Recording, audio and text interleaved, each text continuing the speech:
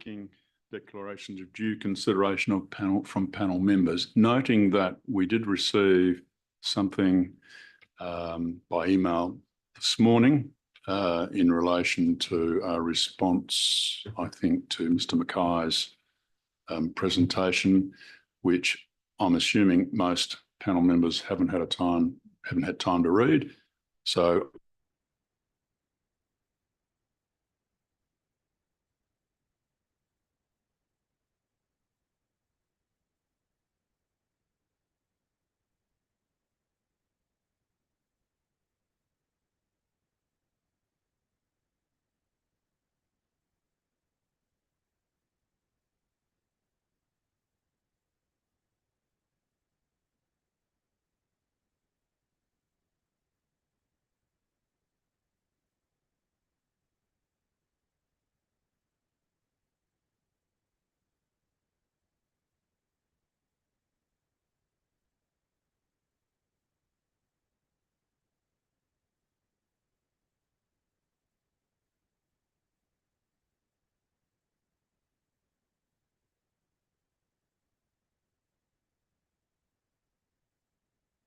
Simon White, which I agreed that Councillor White could sit in the meeting.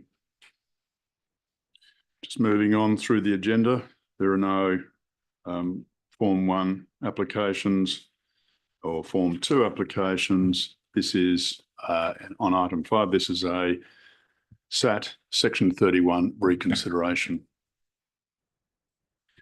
Now, there are an enormous number of presenters this morning. And what I'm proposing to do is that we will go through the community presenters first, with an opportunity for the panel members to ask each of them questions after that. And then we'll go through the applicant's presentation as a whole, and then we'll ask questions of them. And then we'll go to the city officers and their advisors. In relation to the presentations, I'll ask you to stick to 3 minutes. I will advise you when 3 minutes is up, and I expect you then to wrap up probably within 10 seconds of that. We need to keep to the time. So the first presenter, and also when you present, you'll need to press the button there, and each time there's a question or you need to respond to a question, you'll need to press the button. So Margaret Noack is the first presenter.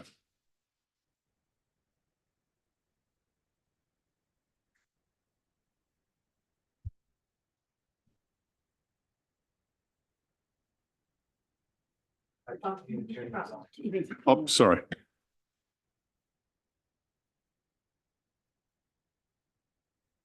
Thank you. Thank you for the opportunity.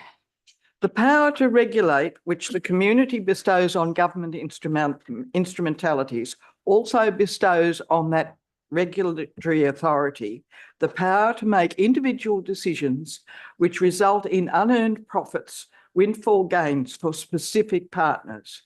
For this to be economically rational and ensure overall community welfare, the community should be left no worse off, or for the community to be compensated from the ensuing gains.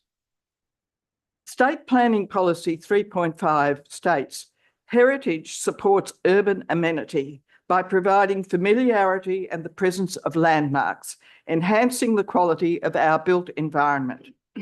Collective heritage ensures the unique character of a precinct, supports storytelling, underpins urban vibrancy, and is despoiled by unsympathetic development.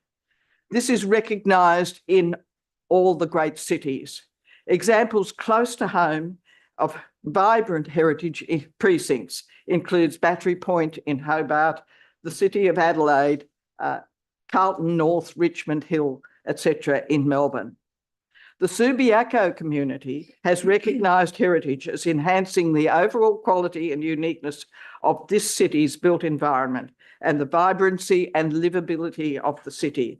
The heritage area of which these buildings form a part provides a unified and cohesive physical form associated with early 20th century development of Subiaco. In association with other elements of the precinct, including Subiaco Hotel and the Regal Theatre, this heritage precinct can demonstrate collective heritage and aesthetic character. Destruction of the contributing elements of the precinct represented by these Hay Street buildings would punch a hole in the heritage of which they form a part and create a loss for the Subiaco community.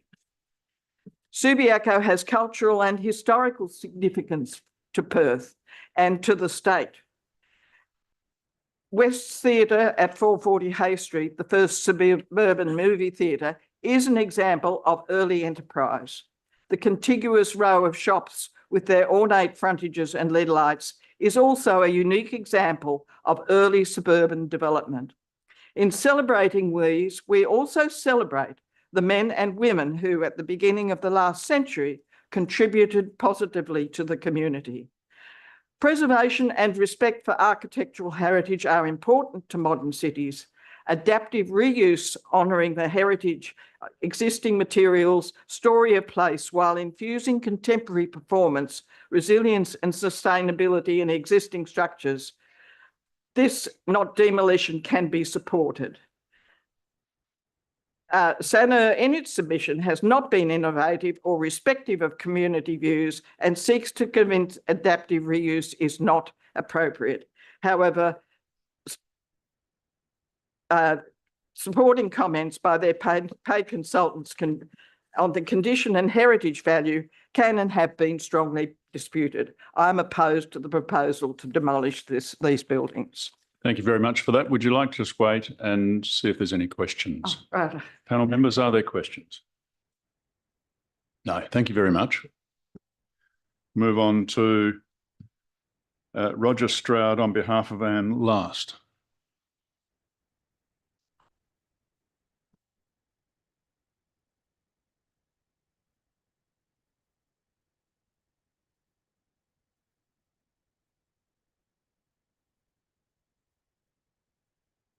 Right, okay. My name's Roger Stroud. I've been a Subi resident for over 20 years and I'm presenting on behalf of Anne Last. Good morning. Like many other Subiaco residents, I have been frustrated by the lack of progress in saving the beautiful row of shops on Hay Street. I am also appalled that there is even any argument about them being saved. It is unthinkable that these quaint shop fronts with their lovely historical embellishments should be destroyed to make way for yet another ugly modern structure. Surely with an imaginative architect, these shop fronts could be saved and blended with sensitive development behind. With a bit of thought, they could become a feature and even a draw card for visitors to the area. The reason we love living in Subi is due in no small part to the wonderful village feel. And these buildings are a perfect example of what needs to be preserved to maintain the character of this beautiful suburb. No wonder the Heritage Council has recognised their important contribution to the Subi streetscape. Further, if you read about the background of the shops, they are an integral part of the rich history of this state. Prime Minister Malcolm Fraser's father, Lewis Wolfe, built the row of shops at 424 to 434 Hay, which encouraged further growth in the area. Despite 100 years of significant growth in Subi, they have survived. Why? Because they are worth preserving.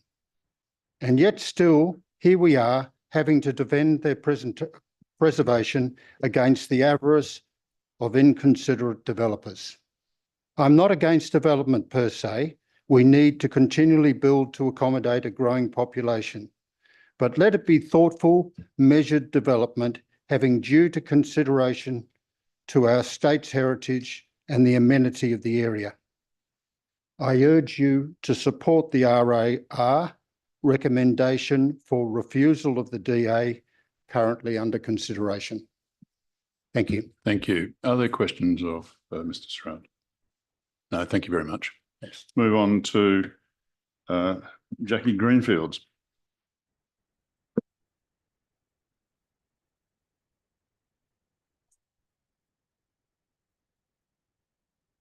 Thought I was last. Oh, I can do my own. Okay.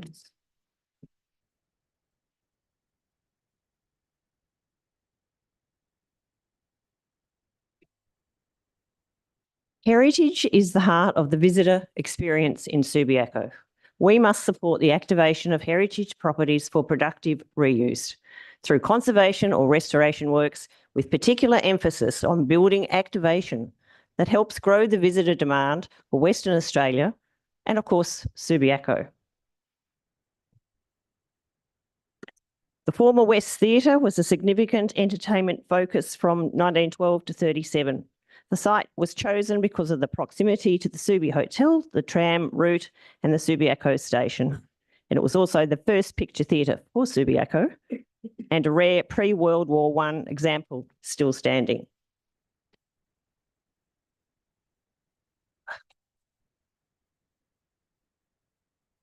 If we demolish, it removes the only heritage fabric left on the northern side of Hay Street in the oldest part of Subiaco. Places the remaining 34 shaded green heritage places at risk, destroys Subiaco's first picture theatre, removes the rare row of shops, creates a huge gap in the traditional main street, and destroys the visual pattern link with Subiaco Hotel and contributory buildings. And there's a bit of history of where the West Theatre and the row of shop fits in to the history of Subiaco. If demolished, it destroys the two oldest buildings in Hay Street heritage area. It would have a detrimental impact on the broader heritage area, and the Regal Theatre will be the only remaining heritage protected and contributory place under the city's LPS 5 on the northern side of Hay Street. And a loss of both buildings would result in a 66% reduction in the contributory heritage places in this section of Subiaco.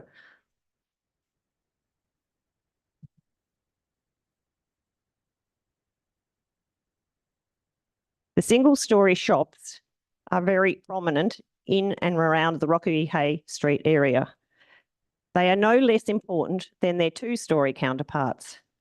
And if demolished, we lose the rarest row of intact single-storey shop fronts with their stunning original Victorian LED lights, as confirmed by Kim Fitzpatrick from the Master Glass Artisans letter in the RAR. We lose the copper frame windows, which are rare, full-length mirrors, which we have none left in Subi, and the prominent full-length original parapet.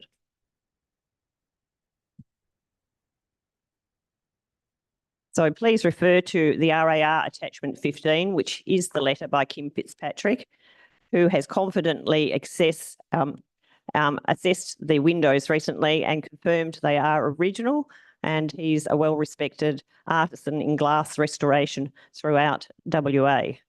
And he thinks they've done by the Parliament.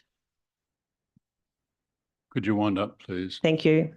This picture just shows what the shops were like just before they were boarded up on the right. Perfect condition, no damage, nothing. We've talked about the heritage of the theatre. So these are just a few snaps, and the bottom right one says the building structure outline 1921 shows the same Greenfield, could you profile. please wind up? Thank you. And that was just the history of the three theatres in Subiaco. Thank you. Other questions of Ms. Thank you. Greenfield? Yes, councillor.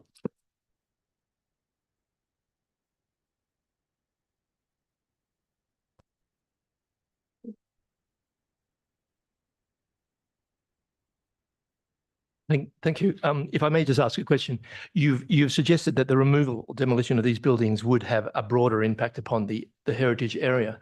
Why is that? Could you explain why that would be?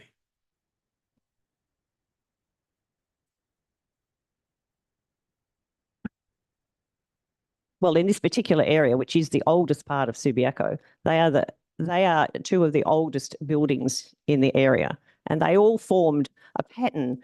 So the Subiaco Hotel came first, then there was a few smaller shops, and then the next building to be built was the theatre, which attracted many people to Subiaco, and they didn't actually have to travel into the city. So the whole history of this area was built around the Subiaco Hotel and the theatre. And all the shops then were formed around this particular theatre. It was the hub of Subiaco, you can tell from the film that I had a snapshot of. So you demolish that, you demolish the history of this whole area. It was the entertainment precinct for Subiaco. I mean, we only have the Regal left, and it was the last one in line.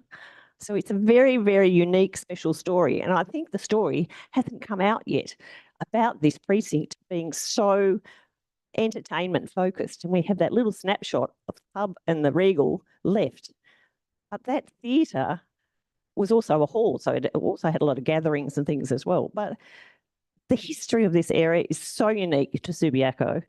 And if we punch a hole in it, we have just lost the whole entertainment precinct historic value of this area. They just all balance each other out. The shops came because the theatre was here. It's just some unique little patch of Subiaco, and you demolish that area. We have nothing left on the Hay Street side. And Thank that you. was the original side. So thank you. Thank you. Further questions? No. Okay, thank you very much. Move to Mark Tonti, please.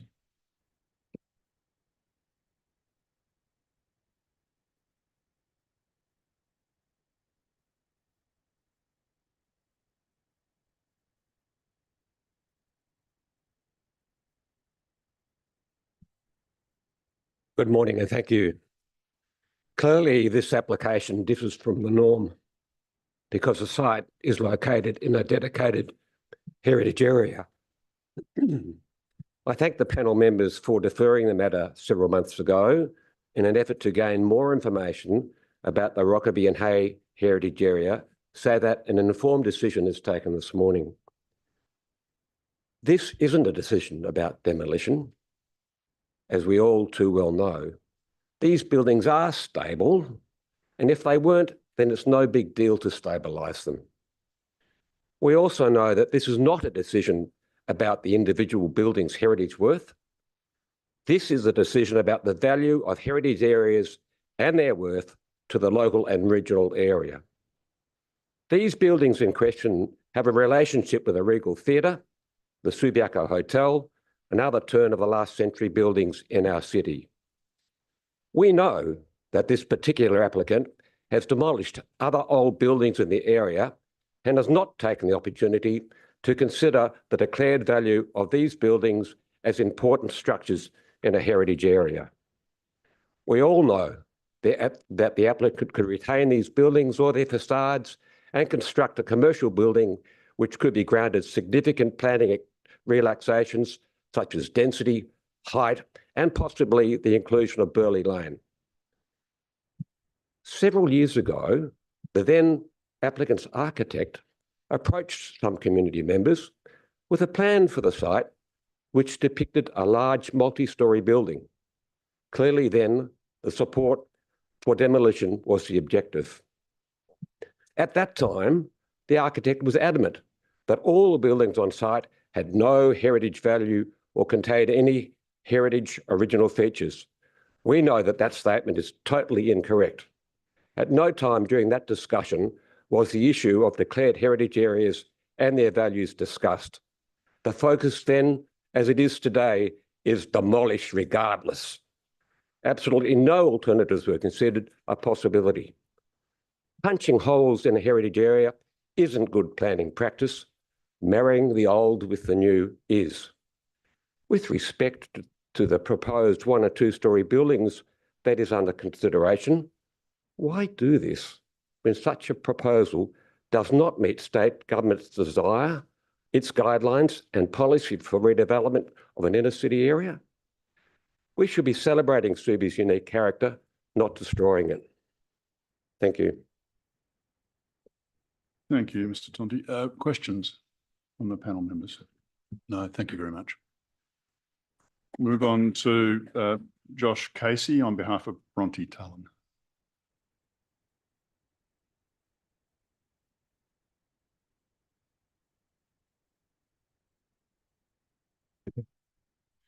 Just reading on behalf of my wife, Bronte.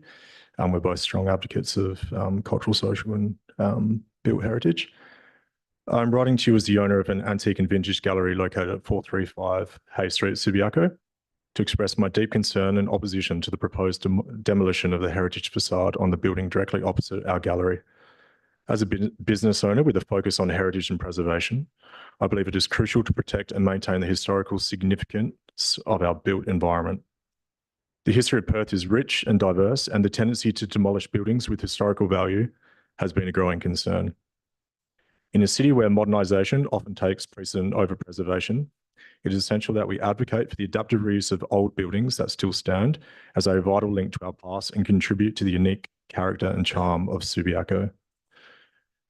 Preserving heritage facades not only honours the legacy of our city, but also adds value to the community by creating a sense of place and identity.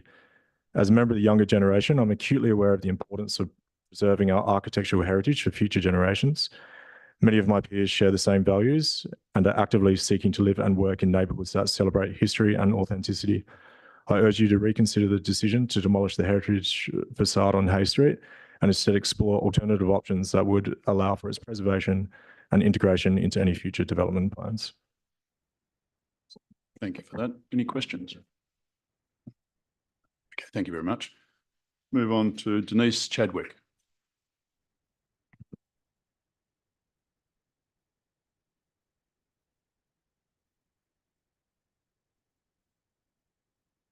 Denise Chadwick? No? Okay, we'll jump across that. We'll go to Marion Gethcol.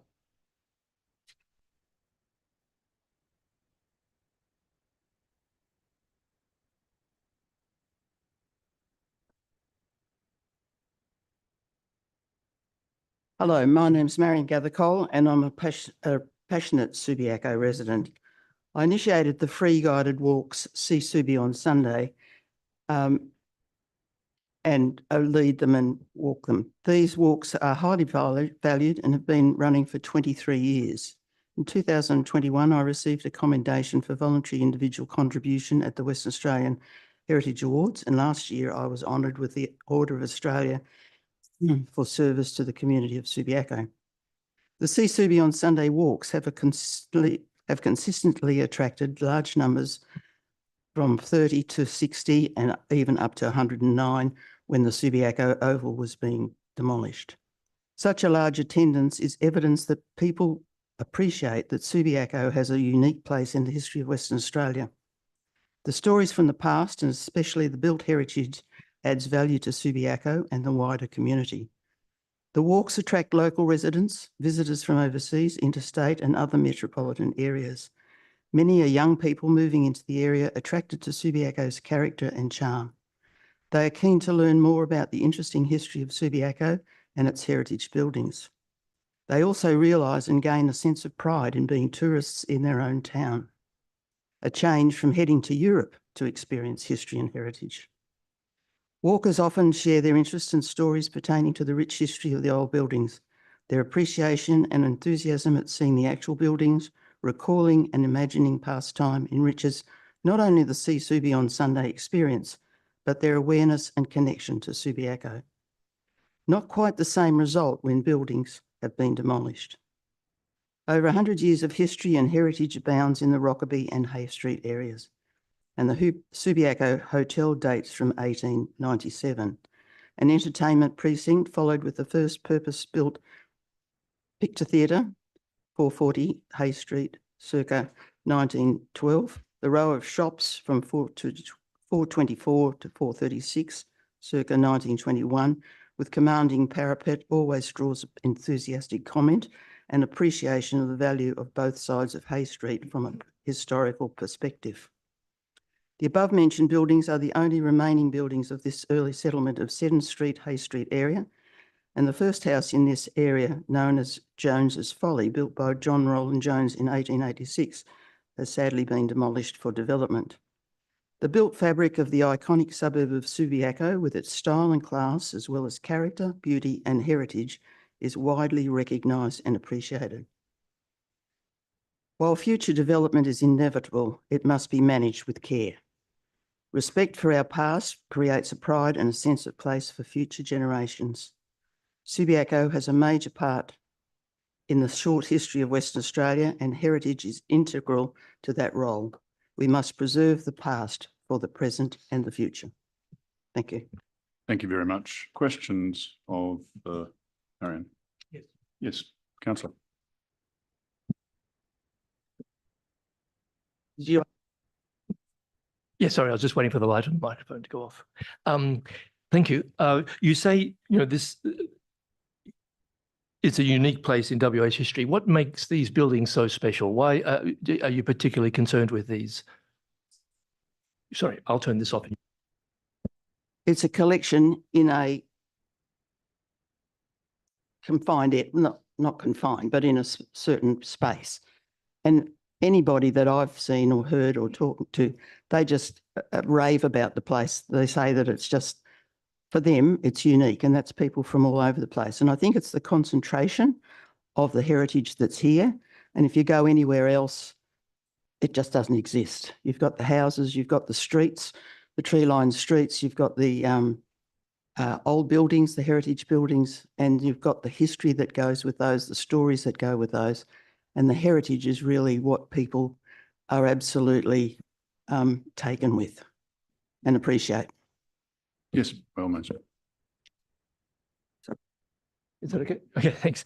In your tours in the area, do you come across any examples where heritage has been maintained whilst there have been other new developments that have occurred? I have to think about that one, but there is, but I just off the top of my head, I can't think of one at the moment. But we know that development's going to happen. That's how Subiaco started, by development. And so the development is going to continue. And if it's done with sympathy to what's here already, and particularly those buildings that are along Hay Street there, where was it? Somewhere that in the city, I think they've built a building behind, and they've kept that front part so that at least you've got that connection with the past.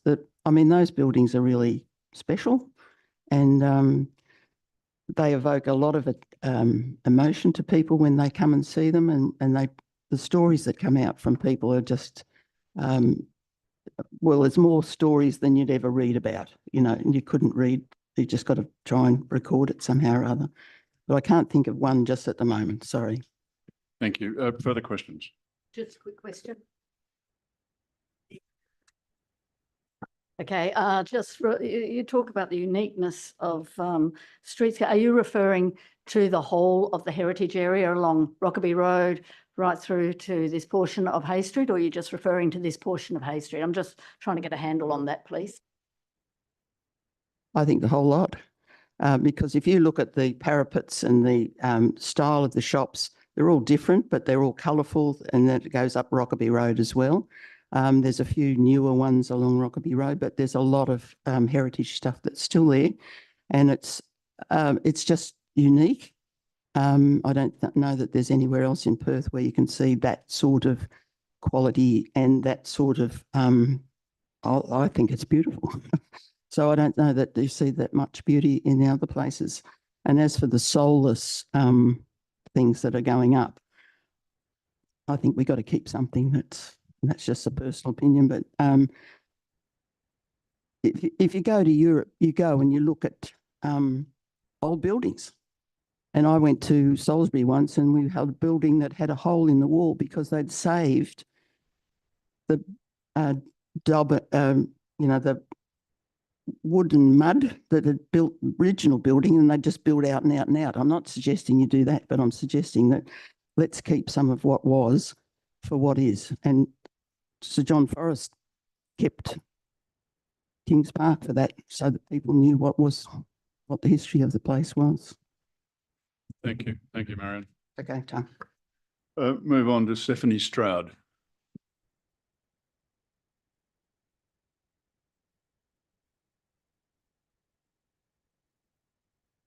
Thank you and good morning. Opposes Subiaco heritage will have you believe there is no heritage. It suits their argument for demolition. They don't seem to understand what heritage protected places and heritage areas mean. PhD heritage expert John Taylor understands. His detailed assessment clearly states why 440 and 424 to 436 Hay make a considerable contribution. Turning the corner of Subiaco Hotel, it is impossible not to see the facade of the old theatre and commanding arts and crafts style parapet that defines the historic row of shops. The parapet significantly leads the eye to this award-winning colonnade building that we're presently sitting in. The DA in front of you is not award-winning. The applicant's $140 million SDA submission had some potential. If it had honoured the Seddon Street Local Development Plan guidelines and conserved the heritage. Unfortunately, architect Mackay made it very clear at the SAT tribunal that he doesn't believe in facadism or conserving these buildings in any form. There are many takeaways from the SAT hearing, which I attended, which ruled in the city's favour. No surprise the hearing took 3 days, with another set aside. A stark contrast to just a few hours for a DAP consideration. The applicant doesn't seem to be very confident about that future SAT hearing, hence this DAP submission, an easier route to demolition. Despite the urgent henny-penny cries of imminent collapse, the buildings are still standing, as they have done for over 100 years. 21 months of monitoring by Horizon Surveys proves the buildings are not in an active state. The buildings are still boarded because the applicant has not fulfilled the orders by SAT to remediate. There is a big difference between assessing new and old buildings. The city's engineer consultant has 35 years of experience of heritage conservation. Justice Parry appeared less confident about where the engineers, applicants' engineers. He considered their tales as a measure to consider the structural integrity of the buildings as speculative. These historic buildings are capable of being conserved. They must be. State heritage recognises their contribution to Subiaco. The consequence of their demolition risks a cancerous death of all Subiaco buildings that offer a considerable or less contribution to a heritage area. The old theatre and shops were purchased nearly 40 years ago. Addition to the obvious increase in Subiaco real estate value, the SSLDP provisions have provided a substantial uplift in development potential and land value. Members of DAP, by voting down this DA, you are not stopping development. Instead, you are providing the opportunity for a better design outcome that maximises the site potential and protects Subiaco's heritage. Please support the RAR's recommendation. Thank you. Thank you, Stephanie. Questions of presenter? No.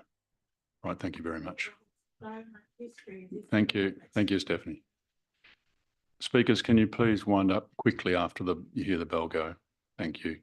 We'll move on to Tom Murrell.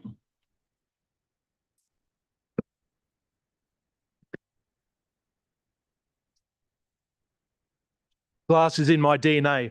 My grandfather was the state manager of Claude Neon in the 1930s. I'm going to give you 8 reasons why the historic glass in these shop fronts should be the main reason they should be preserved. The Indigenous people collected glass from meteorites known as tektites or australites. The shaman hid the glass in their beards and they incised them under their skin as a healing property. They're very spiritual pieces of their culture. The Indigenous interns on Rottnest Island from the Kimberley carved spear points from European glass as a connection to their country.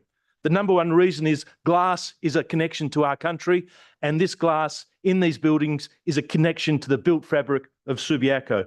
Secondly, glass is an expression of art and in particular wealth.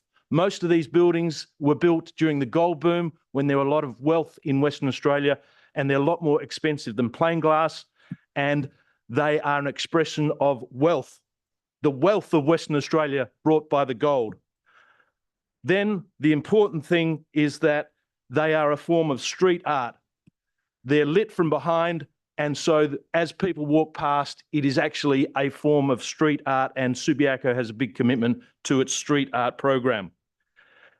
The owner of my historic house in Subiaco, called Fairview, was owned by Polly Willis for 40 years. She and Richard Diggins, through the Heritage Society of Subiaco, saved Subiaco during the 1970s from the nickel boom, when everything had to be shiny and new again. We are facing a similar threat at the moment. It is under threat, including all these historic LED lights. The LED lights are unsigned, and this makes them more special because they are unique, and I can confirm that the glass in these shop fronts is original from Barnett Brothers. I organised a seminar last year on World Heritage Day about the importance of Subiaco's historic glass, and that message reached 650,000 people, and the seminar was sold out. There's a lot of research to be done on the glass in Subiaco, and it should be prioritised as an important area. In my historic house, I've just completed a major renovation where I've repurposed original stained glass. I show that this glass can be repurposed in a wonderful way to enhance a lifestyle in Subiaco. This is the work of Amanda Bell, a Noongar artist. It hangs in the Art Gallery of Western Australia. It is a great example of glass, and in particular neon glass. The word is a Noongar word meaning awesome. The glass downstairs in these shop fronts is awesome and should be protected. It has a bright future. Thank you. Thank you very much. Questions? Yes, Councillor White.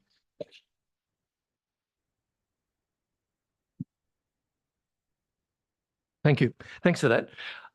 Some of the documentation around this talks about the buildings being completely stripped back at some stage and just basically back to their original structure. How could the glass survive that? How are you confident that this is the original glass, and what are we talking about here? That is false. It's an untruth. Kim Fitzpatrick, who restored all the heritage glass in my historic house, confirms that the glass is original and that the glass comes from Barnett Brothers.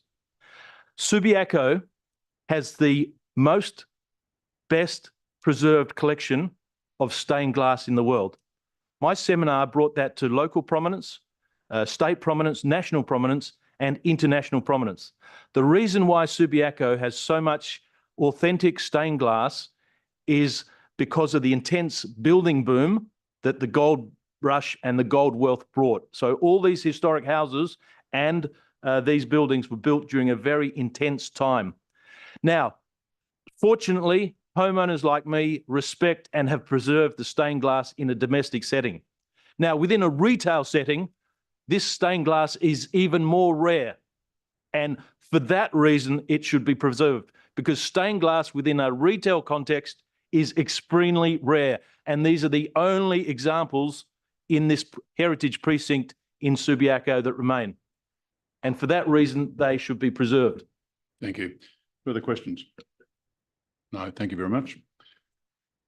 Move on to Brian Davies. Brian Davies.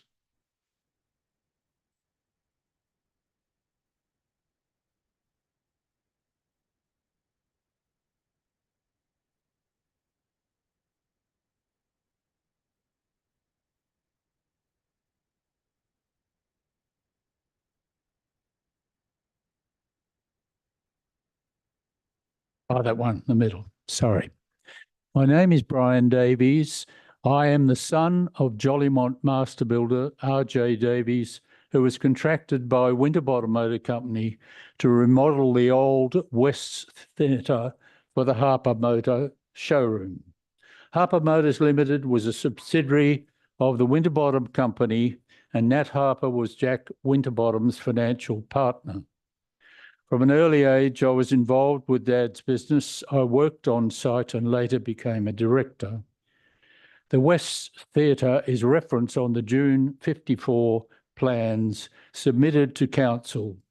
I particularly remember Dad being enthused about the new cheek hole method of concreting, which was probably used for the service centre which Dad built next door to the theatre building in the old Picture Gardens.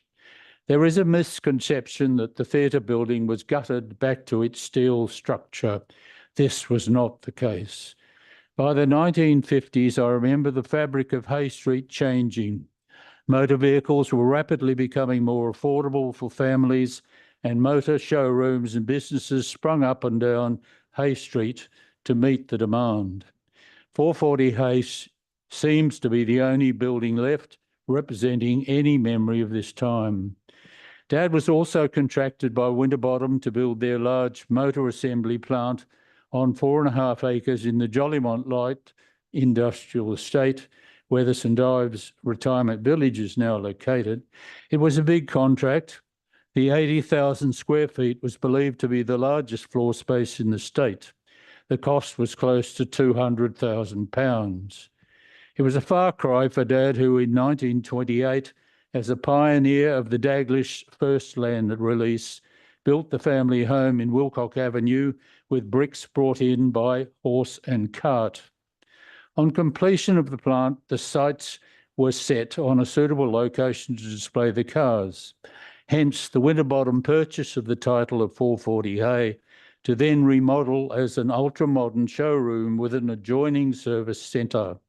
The threat of demolition of 440 Hay has caused much anxiety for me. There is so little left of Dad's work and of the Winterbottom enterprise. The association of 440 Hay with Winterbottom, who is nationally recognised as a pioneer of the motor industry, and with Harper, who helped build the prosperity of this state, not only through motor cars, but also in the gold mining industry, is significant. From a picture theatre to police boys club to motor showroom to retail and commercial offices, so many stories are embedded in this building. One sentence. Over 100 years, the building has proved a resilience and adaptability that should be revered, not torn down. Thank you, Mr. Davies. Other questions? Yes, Councillor.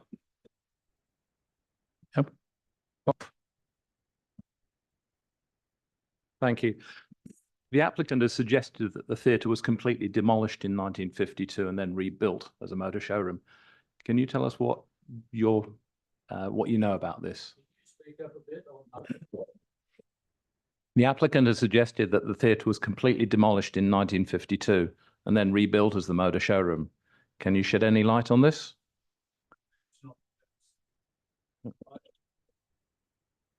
Okay. That is not the case. I have seen the plans of the work carried out by my father on that building, and it basically was just to remove some walls near the frontage to allow the floor space to then present to put new cars on it, and a new floor, concrete floor, was put through the building. Further questions? Off. So can you confirm whether any work was done on the frontage itself at that time? The only work on the frontage was a new window was placed in the middle to create more light into the first floor. Thank you very much. No further questions. Thank you, Mr. Davies. Move on to Peter McDonald.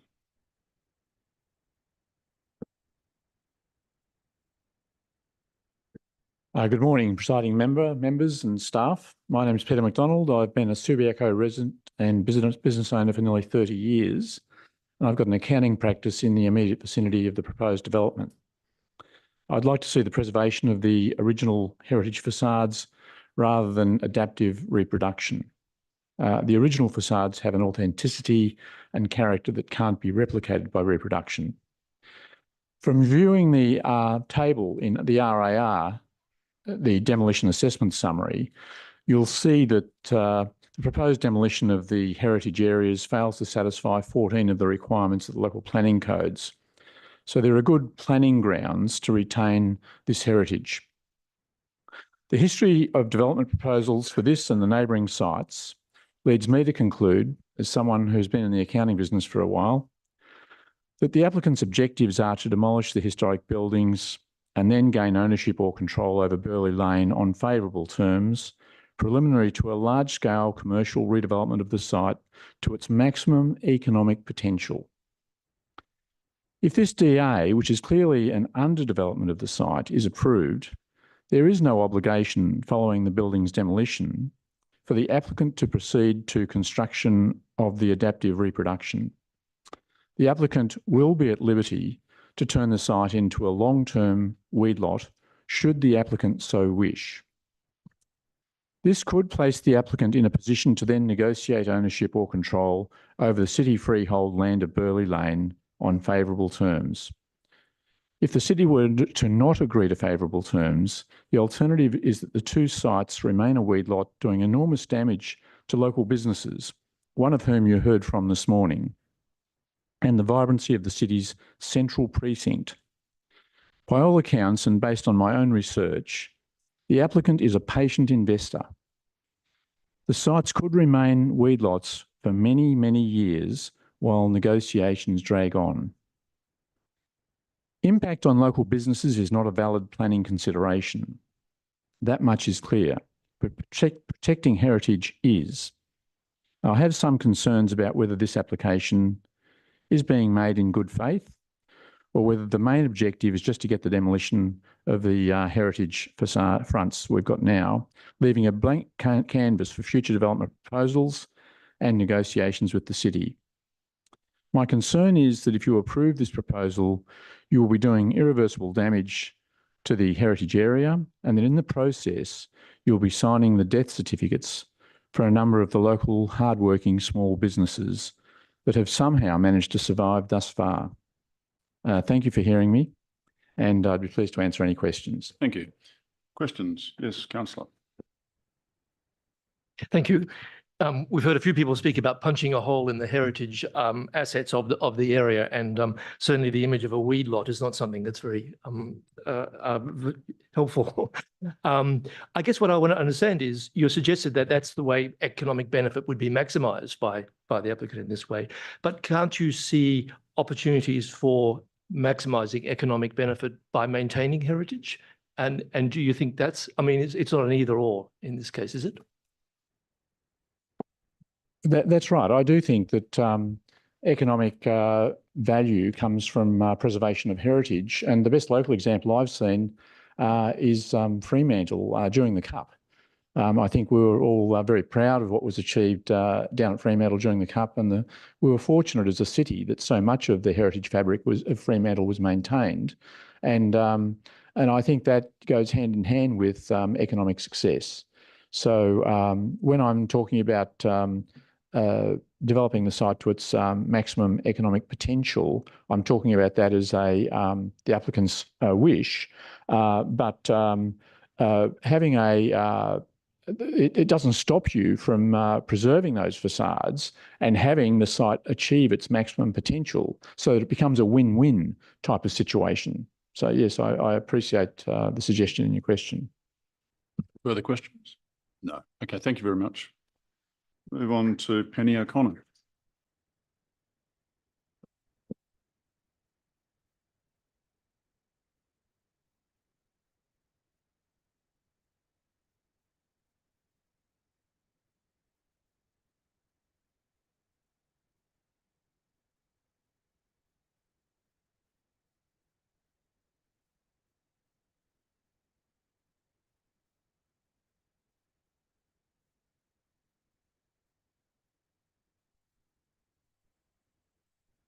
Although I'm a councillor in the city of Subiaco, I'm presenting today as a resident for the past 19 years and as principal of ARC Insights, the heritage consultancy I operate.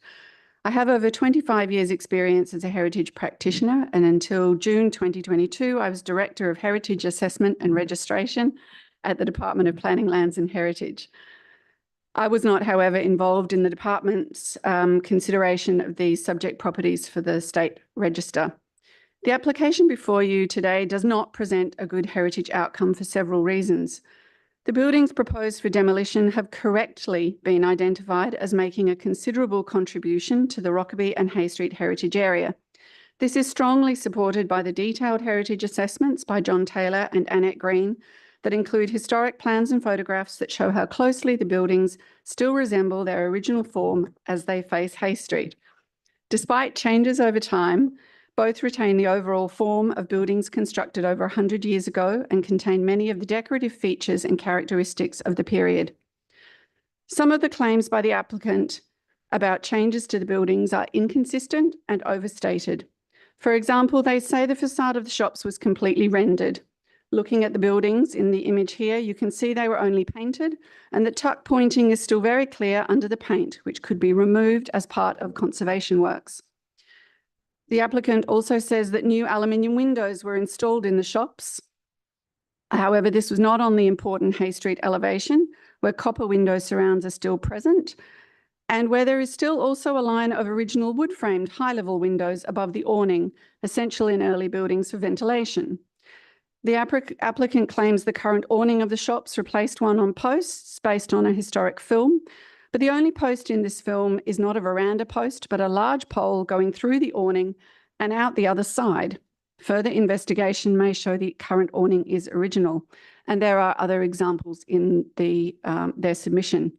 Of course, there have been changes over time. That's to be expected. Repairs by the owner, such as fixing lead-like glass and making like-for-like repairs, are actually good heritage practice. However, these actions do not and have not significantly diminished the cultural heritage values of these buildings or the considerable contribution they make to the heritage area. The replacement of these buildings with this specific development is also not a good heritage outcome. It is a deliberate and pale imitation of what is currently on the site. It replaces two heritage buildings with many intact decorative features that are characteristic of Subiaco with bland modern imitations. For nearly 30 years, the City of Subiaco has been working proactively to recognise, celebrate and protect its cultural heritage using the appropriate statutory mechanisms. In that time, the attitude to heritage places in Western Australia has matured. And this development is out of step with the prevailing approach, which is to look at ways to conserve our cultural heritage while also achieving other objectives such as higher density. That's why I'm sure other local governments will be watching this decision closely and with concern. Thank you for that. Are there any questions?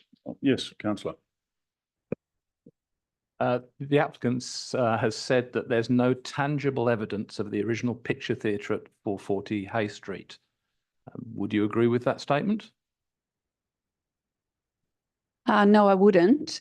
There is architectural detailing that dates from the period of construction. There obviously have been some changes. But the other thing to remember is that the whole of the history of a building is part of its cultural significance. And as we've heard, there was a period when it was a car showroom. That's an important part of its history. That reflects the history and changing history of Subiaco over time.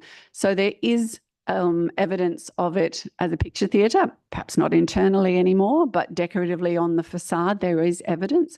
But there's also evidence of its complex history over time that reflects the broader history of Subiaco as well.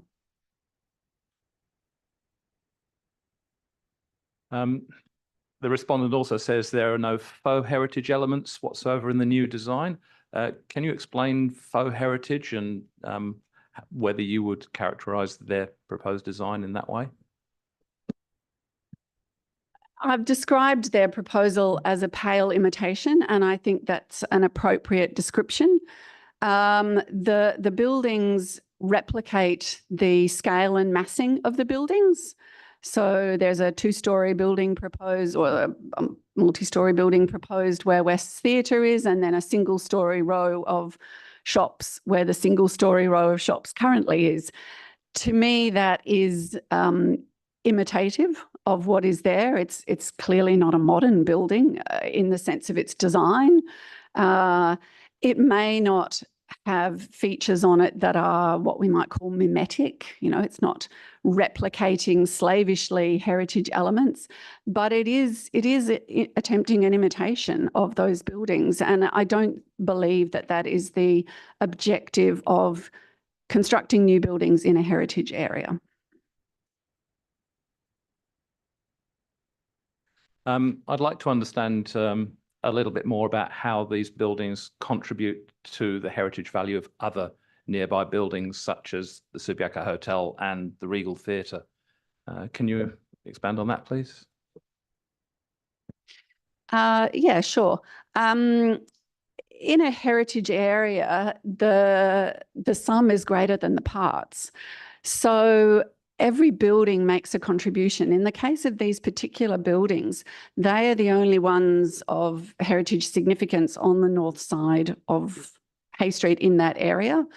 So they are a visual counterpoint to the buildings on the south side, which starts with the Regal Theatre, not the Regal Theatre, the Subiaco Hotel.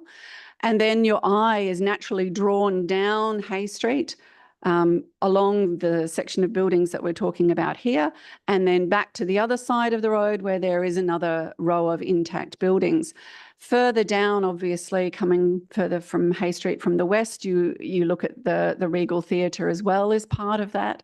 So it's a really important part of the heritage area. If these buildings are lost, that part of the heritage area becomes one-sided.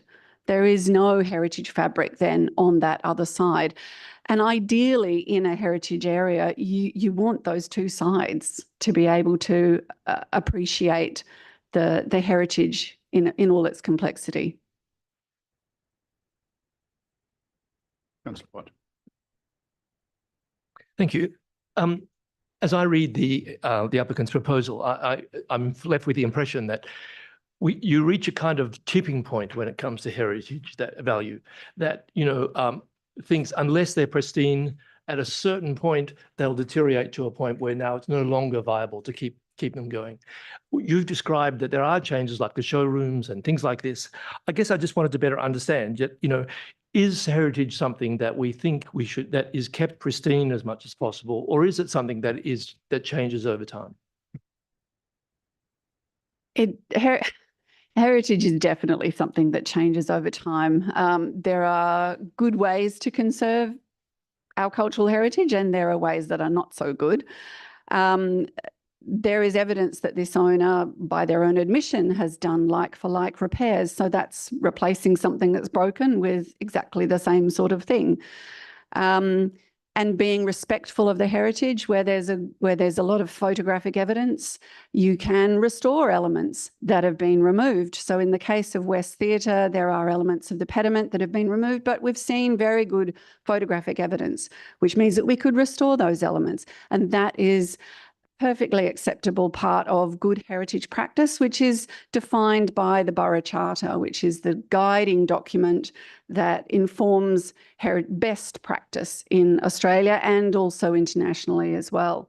So it's not a case that you would expect a building of this age to be pristine and perfectly intact and not have some wear and tear, and also not to have some elements replaced. That would be a normal situation.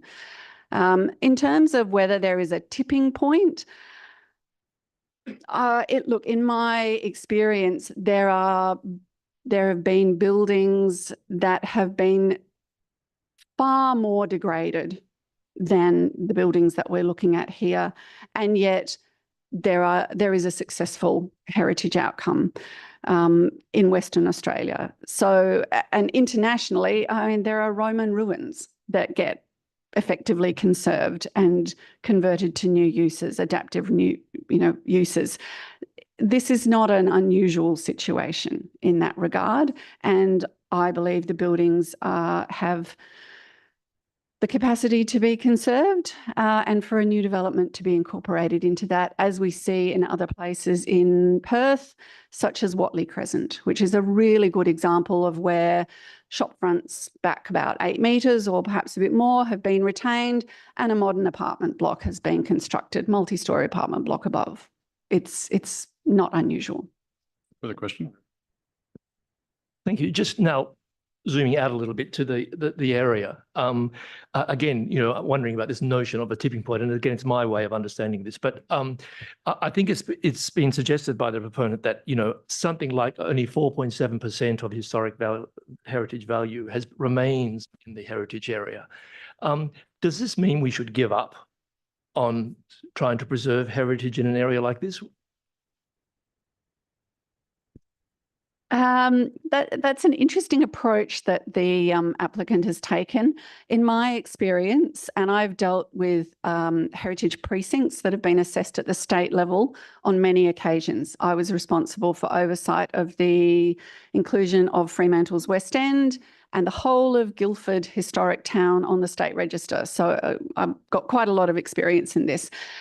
And in neither of those instances was it a numbers game. It's not about counting buildings and going, well, it's this percent or that percent. It's just not the way it's done. It's much more about the feel of an area. And while broadly speaking, I suppose it is still about the percentages, it's never reduced to the numbers. It's never reduced to the numbers. The other thing to remember is that in Subiaco, some of the buildings that are currently non-contributory, and this applies to other heritage areas as well, they may still be quite old buildings, but they've undergone changes, and so they currently don't make a contribution. But with conservation, their contribution may shift. It may shift from little or none to some. And again, that's something that can be done where there's good photographic records. And again, there's excellent photographic records in Subiaco, that a building can change its cultural significance and the contribution that it makes. So the numbers to me are an irrelevancy.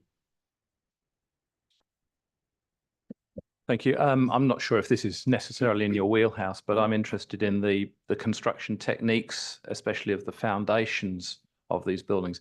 Is there any reason to believe that the shop fronts have been built in any other way to similar shop fronts, maybe on the other side of the road, that they're exceptional and more liable to fail than any of the others?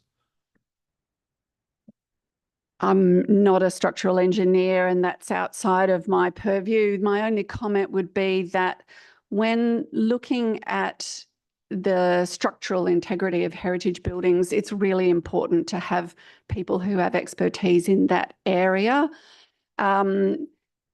Buildings built 100 years ago were built to the standards 100 years ago. They're not built to modern standards, but that doesn't mean that they don't have structural integrity. And I've dealt with places where similar arguments have been put forward. Building doesn't meet structural standards, it's going to fall down. Somebody with heritage expertise is able to provide informed advice and good counsel on the fact that these buildings are actually able to be retained. So I have confidence that there is capacity for these buildings to be retained. Thank you. No further questions. Thank you very much for that. We'll move on to Mayor McMullen.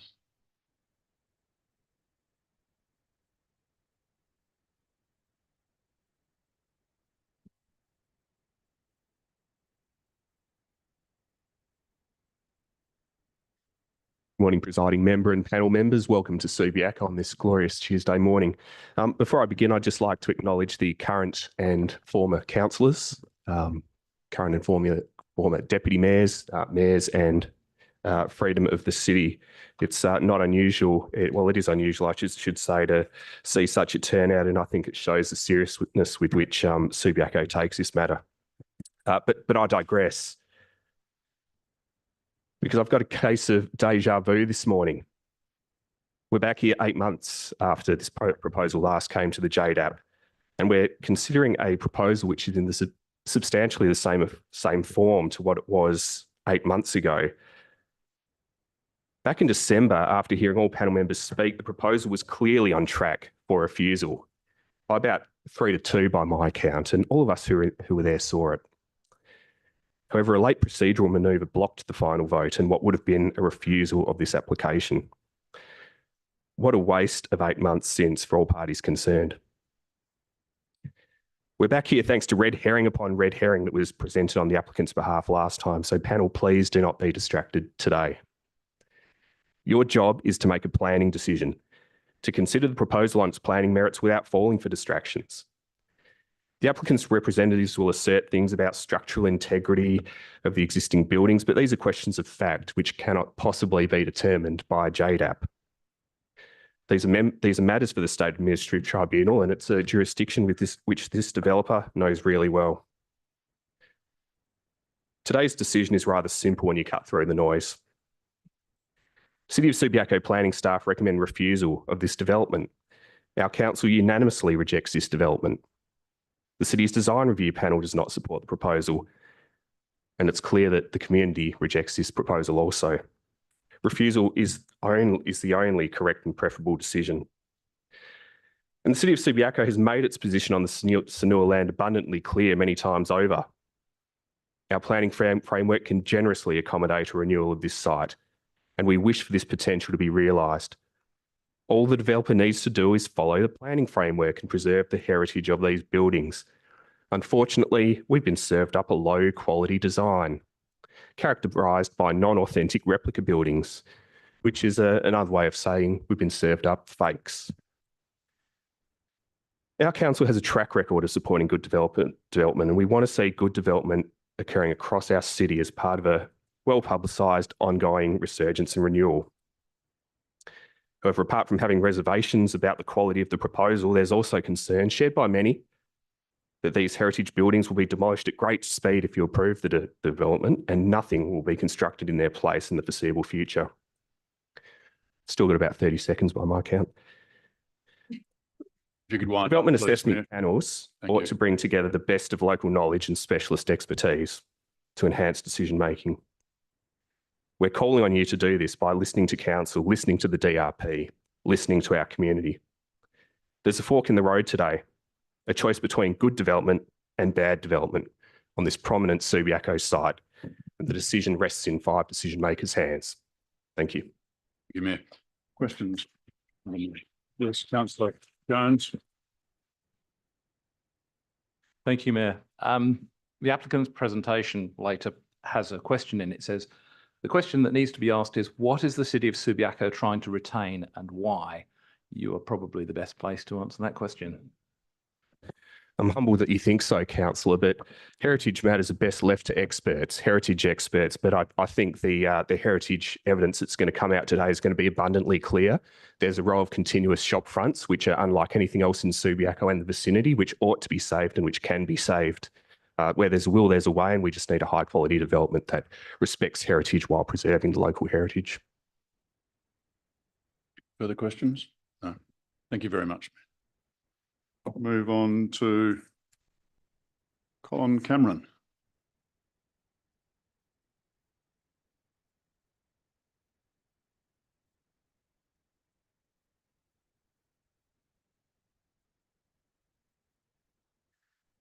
Pose a clear and present danger, phrase often said by Sanua, but not true.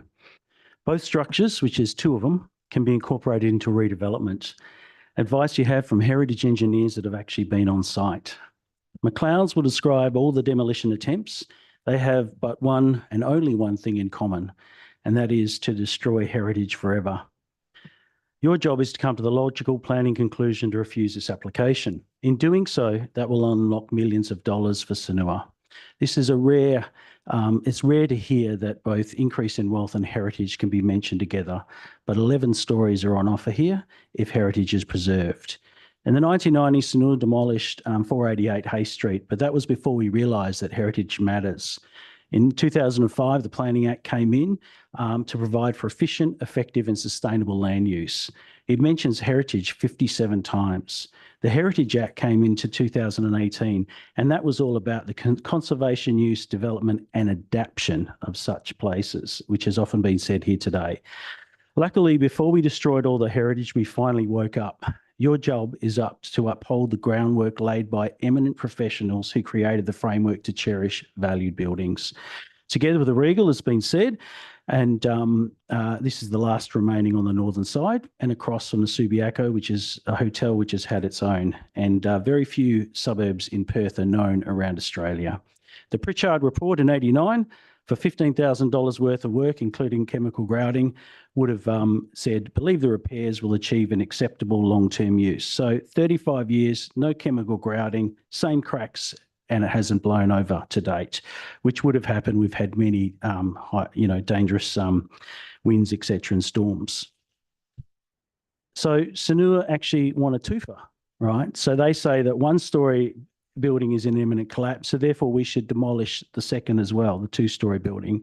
Sort of like taking your loved pets to the vet. One's in great health and the other one has a slight break, but instead of putting a cast on the leg, the vet says to you, they both look a bit old, so how about we put them down now?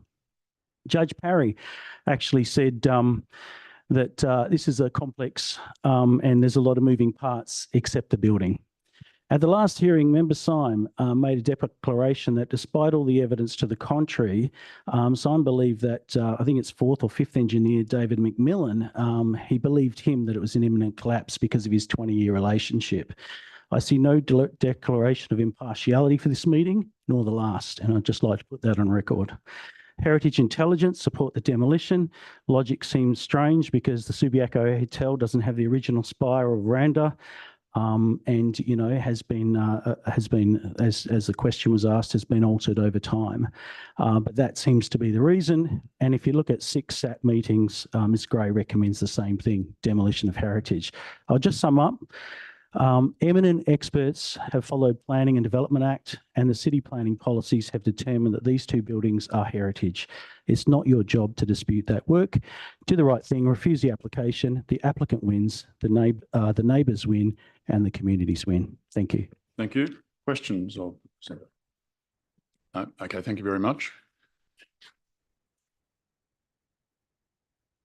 We're now moving to the presentations by the applicants or the applicant.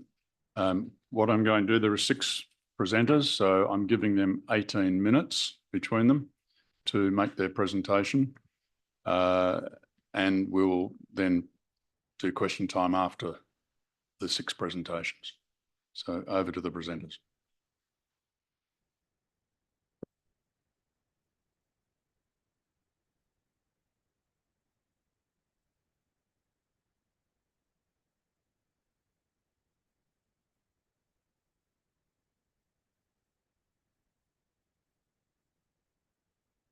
Good morning, everyone. We'll be giving a joint presentation for efficiency. I'll be kicking off and we'll average 18 minutes between us.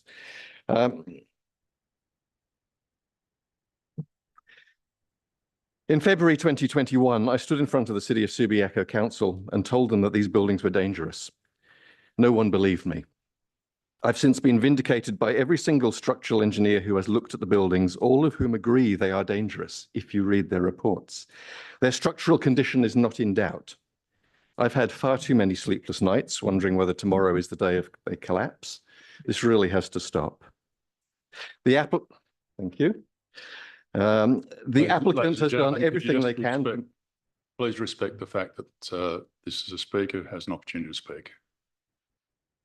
Thank you. The applicant has done everything they can to make Hay Street safe again. The city has done everything it can to ensure the public have remained at risk for the last 3.5 years, including the lengthy spin in the RAR and conditions of approval that seek to retain the danger for longer than it needs to be. Despite almost 1,100 pages of RAR and the other 270 pages of information, this matter is really quite simple, as the diagram illustrates. If you decide that there is only limited heritage value, you can go straight to the merit of the proposed new building. If you believe there is significant heritage value, Clause 34 in LPS 5 opens a pathway to the question in LPP 3.6 of whether it is reasonable to retain the buildings or whether they are occupiable. You only have to pick one. Looking at the question of heritage, this is a dodgy heritage precinct at best, with only 4.7% of the building stock listed, and it is inconsistent with the DPLH guidelines as to what makes a heritage area. Neither building has warranted listing by either the city or the state. Both buildings have been massively altered over their lives. And despite the wishful thinking of the people behind me, there isn't a skerrick of the original theatre use left. I'd also add that very few, if any, of the LED lights in 424 and 436 are intact originals. They have been modified and repaired over time.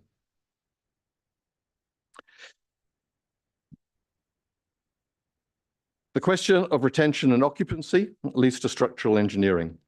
Put simply, both buildings are clearly unoccupiable and cannot be certified as such or even insured. 424, 436 is at the point of collapse. At least 60% of the piers are already beyond that point, according to the city's own survey data. The scaffolding hoarding won't stop collapse. It'll just reduce the spray of debris when it does collapse, or at least until yesterday, when the city removed the hoarding. There really is a clear and present danger to the public. 440 was already structurally unsound. It's leaning into the street, it's subsiding, and it's peeling apart along its spine and leaning on both adjacent buildings. But the fatal blow was delivered by the city with its street cleaner and sinkhole. Ironically, the organisation that's now trying to keep the buildings as they are. Guilt, perhaps? Alistair and Donald, the engineers from BG&E and Stantec, will shortly elaborate on the science. The proposed development is overwhelmingly compliant. There are no red flags from the DRP. In fact, there are 7 green flags. And as someone who sits on a dozen DRPs, I can tell you that green is a hard colour to come by. Anyone who can read architectural drawings will see that the suggestion of faux heritage is completely nonsense. The suggestion of ambiguity is simply weird. It was an off-the-cuff remark from a single DRP member. It's a word and concept that exists nowhere in the sitting planning framework, and I've done a word search, and there is nothing in any planning document to suggest a building can't be roughly the same overall size and shape as an old one. At-grade parking off a rear lane wasn't an issue last time around when we were here and shouldn't be this time. That is what rear lanes are for keeping parking out of the streetscape, and the Subiaco town centre is full of rear car parks off lanes.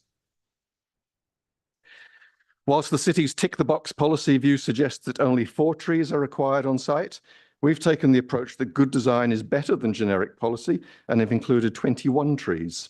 The DRP appreciated that. Notwithstanding the proposal has enough bike parking to make an Amsterdam a smile, the city has relented on the use of Class A bike parking in the conditions of approval, so this should now be a non-issue. The proposed building is entirely consistent with the city's guidelines for new work in the heritage precinct, and there is absolutely no faux heritage. I'll now hand over to Laura to elaborate on heritage.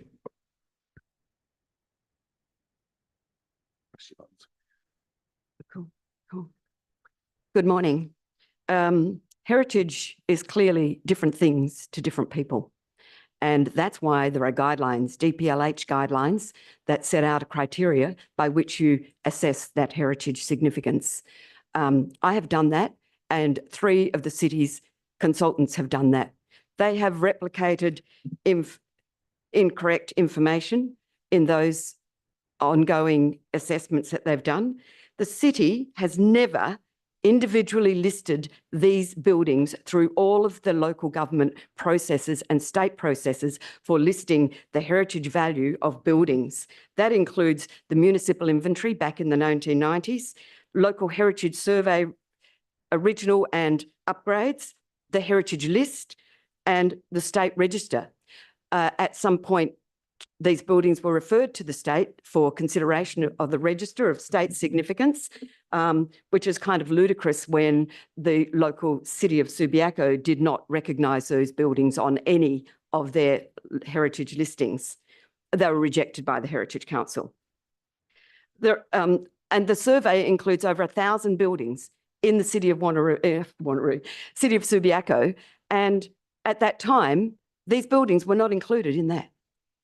Pretty strange, really, when you get such a broad recognition of how much they value the heritage. They were never listed until the precinct was brought into being in 2021. And that's when these buildings were suddenly of considerable significance to not only the buildings themselves, but to the precinct, which, as we've pointed out, is really inappropriate precinct with, although it's in percentages, what it means is when it's only 4.7%, that means there's not very many heritage buildings in this precinct. So what is the precinct all about if there's only 4.7% of the buildings making a heritage precinct? And these on the north side where there is nothing else. So are we saving them just because there's something on the north side and all the rest is gone already? It's the only heritage place in the 7th Street precinct and the only one on the north side of the precinct in Hay Street. It's ultimately, the critical issue is whether the buildings are of enormous heritage significance or little heritage significance or none. The situation is the buildings are structurally unsound, unoccupiable, and regardless of any of that heritage value. The question is, what is the city trying to retain? Thank you. Thank you. I'll now hand over to Alistair and Donald on structural matters. Good morning. I'm Alistair McKern. I'm a director with Stantec. What I just want to talk to you is some of the structural issues. So that that's fine. That the buildings have moved, the facade has moved. Of course, yes. Sorry. So that the facade has moved is substantially is not in question by anybody. The movement is ongoing and it can't be repaired. The only conclusion is the wall's inevitable collapse. The image here shows the facade, the facade in question I'm talking about, and it's the large parapet at the top sitting on top of piers and down to foundations. The foundations are the problem here, so it's the movement of the piers in particular that we're interested in. You can see here these 3 images show the wall as it was currently built, as it was surveyed in 2022, and as it is at the point of collapse, which is only 4 millimeters further. Now, to give you an idea of what 4 millimeters is, that's less than the thickness of my phone. And you can see the pressure on the ground building as it leans over. I'm going to skip over these next 2 slides in the interest of time. The city of Subiaco commissioned surveys throughout 2023, monitoring some 35 points on the facade, taking measurements in the X, Y, and Z direction. And the findings in their engineer's report is that the facade is stabilised. This assertion is incorrect. I'd highlighted there the 5 in yellow, the 5 piers in particular that we're interested in. If you look at the graph on the top, this is the graph from the city engineer's report, and it shows a lot of lines moving up and down. The impression is that it's not actually going anywhere. If you remove the noise of the parapet movement and look at the piers only, the general trend is down over the course of 2023 when these measurements were taken. The black dotted line is 4.2 millimeters, which is the point at which it's been calculated to collapse. You can see 60%, 3 out of 5 of the piers are already below that point and have been for some time. The city engineers have suggested a dual strategy to address this, and my belief is the approach is flawed. The first one is to introduce vertical supports. Introducing these supports will destabilize the foundations further and invite collapse. Added to that is a sticking plaster solution that doesn't actually address the problem in the long term. The second point is ongoing monitoring. There is absolutely no need for this. The monitoring is fairly conclusive already. It gives a false sense of security that we're doing something, when in actual fact, all we're doing is waiting for the building to collapse. We're talking about millimeters here is the difference.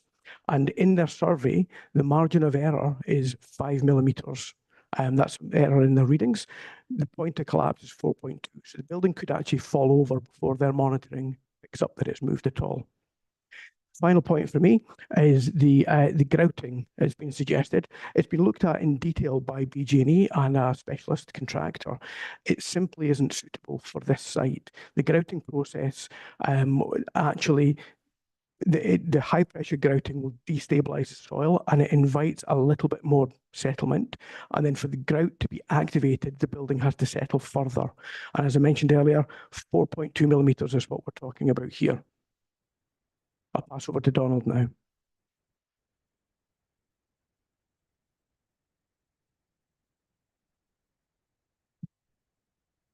Good morning. My name is Donald McMillan. I'm a structural engineer from BG&E. Today, I'll be talking about 440 Hay Street and a number of the structural issues that have occurred there. So significant long-term movement of the facade at the southern end of the building has occurred. In early 21, engineering investigations identified relative downward movement of the first floor of between 10 millimeters and 25 millimeters. That was 25 millimeters at the southwest corner and 15 in the southeast corner. In addition, large vertical cracks up to 30 millimeters wide were also identified in both sides walls attached to the facade. And you can see these cracks in the right-hand image on the screen there. These wide cracks indicate horizontal movement of the southern end of the building. The combined downward and outward movements have resulted in the facade leaning out into the Hay Street footpath. The observed movements are consistent with the conditions observed at 424-436 Hay Street, which has resulted from the presence of loose soils. Building order works were subsequently executed in July 21 to address the concerns raised by the engineers over the structural integrity of the building. The building order remedial works do not effectively reinstate the structural integrity or prevent further movement. Facade restraint angles are fixed to poor quality masonry. There is no roof bracing to provide a load path back to ground. Roof purlins to which the restraint angles are fixed are discontinuous along the length of the building. The observed crack widths are greater than that appropriate for crack stitching remediation. Further to the movements that were observed, in early July 21, a significant sinkhole measuring at least 2.8 meters deep formed in the Hay Street footpath extending along the facade. This caused soil loss along the side and below the foundations of the building. As an emergency response, concrete was pumped into the sinkhole to try to structurally support and stabilize the building foundations and prevent collapse. The building has remained unoccupied since this event. It is unknown whether the concrete pumped into the sinkhole engaged the underside of the exposed building foundations. In fact, there is no way of knowing the current condition under the building foundations post the emergency concrete infill, and that uncertainty is an unacceptable risk to the building and public safety. The pumped concrete into the sinkhole below the foundations cannot be accepted as a permanent foundation solution. The structural integrity of the building is compromised. It is unsafe for occupation. It is not reasonable to retain the building.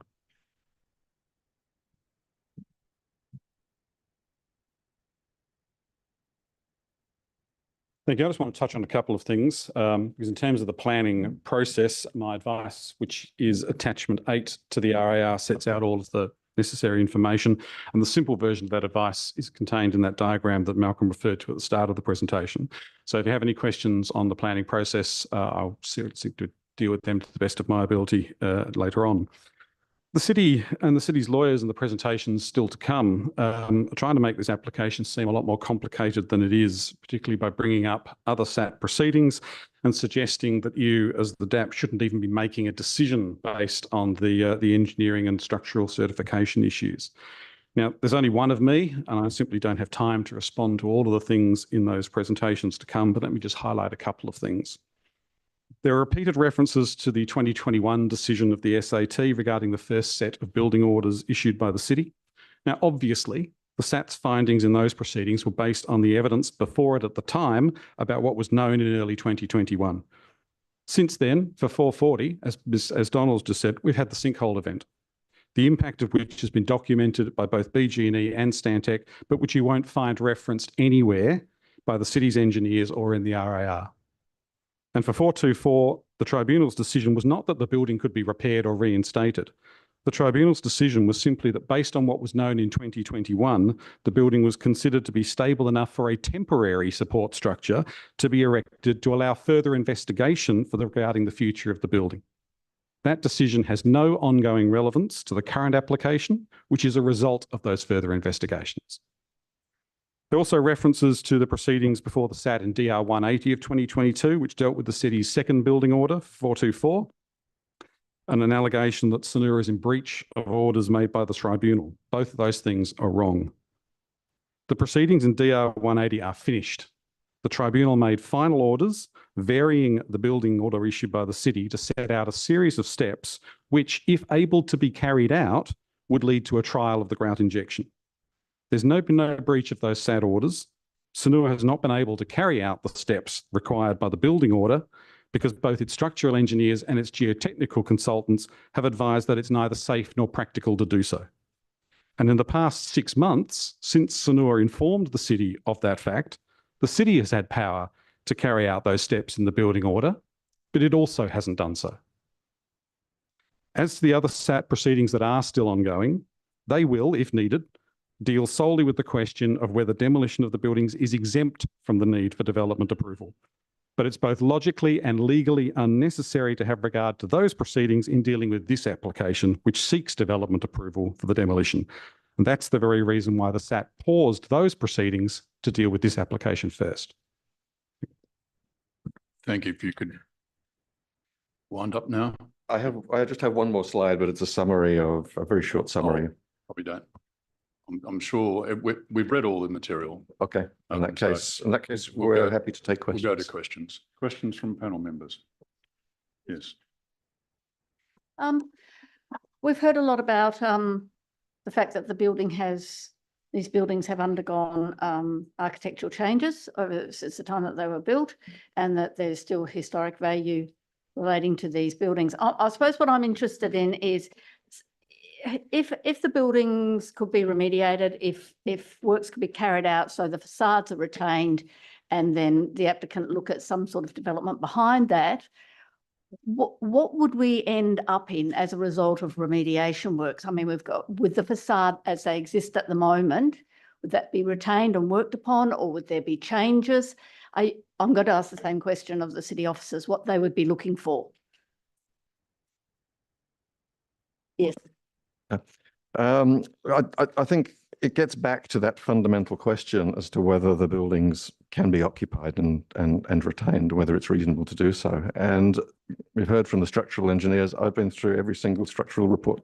I've been through every single structural report that's ever been written on these buildings. And in particular, listening to what Alistair and Donald have said in respect to their more recent investigations of the building, they just simply cannot be retained or occupied. In the case of 424, 436, it is in many respects past the beyond collapse. It could collapse this afternoon for all we know. It's gone too far. As far as 440 is concerned, yes, it's structurally unsound. And if it weren't for the fact of the sinkhole and the emergency works associated with that, there may have been some scope to remediate it. But it has been struck a fatal blow by the sinkhole. We just don't know what's happening under the ground underneath that building. There's a big lump of concrete and there's air pockets and there's sand. We don't know how that's going to play out in the future, and the engineers simply cannot certify a building for occupation under those circumstances. So to that extent, the question of whether what a remediated version of the buildings might look like has to be academic, because they cannot be occupied and they cannot be remediated. That's the reality. That's the reality before us all. Further question?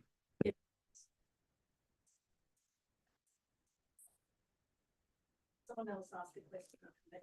Yes, John. Malcolm, can you just open that up? Yes, look, this is probably for Mr. McHerron or Mr. McMillan from, is it BGE? McMillan, yeah, sorry. Either or both.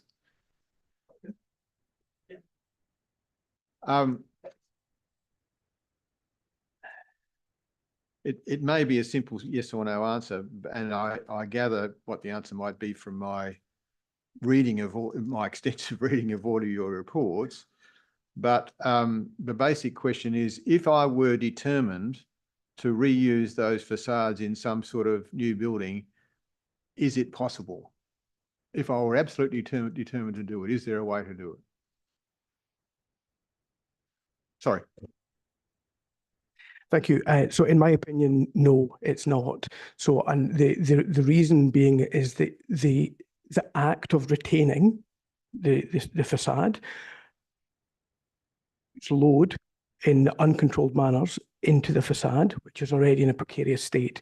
I can probably characterize it, if you're probably all familiar with the game Jenga, it's piles of blocks all teetering and what have you. This is the situation we've got with the facade at 424 in particular. It's in a pretty precarious state right now. If you were to put in vertical props, you've got to put the load path into the ground. The load path comes into the ground adjacent to the existing foundation, which we know has got very poor ground below it. It has settled.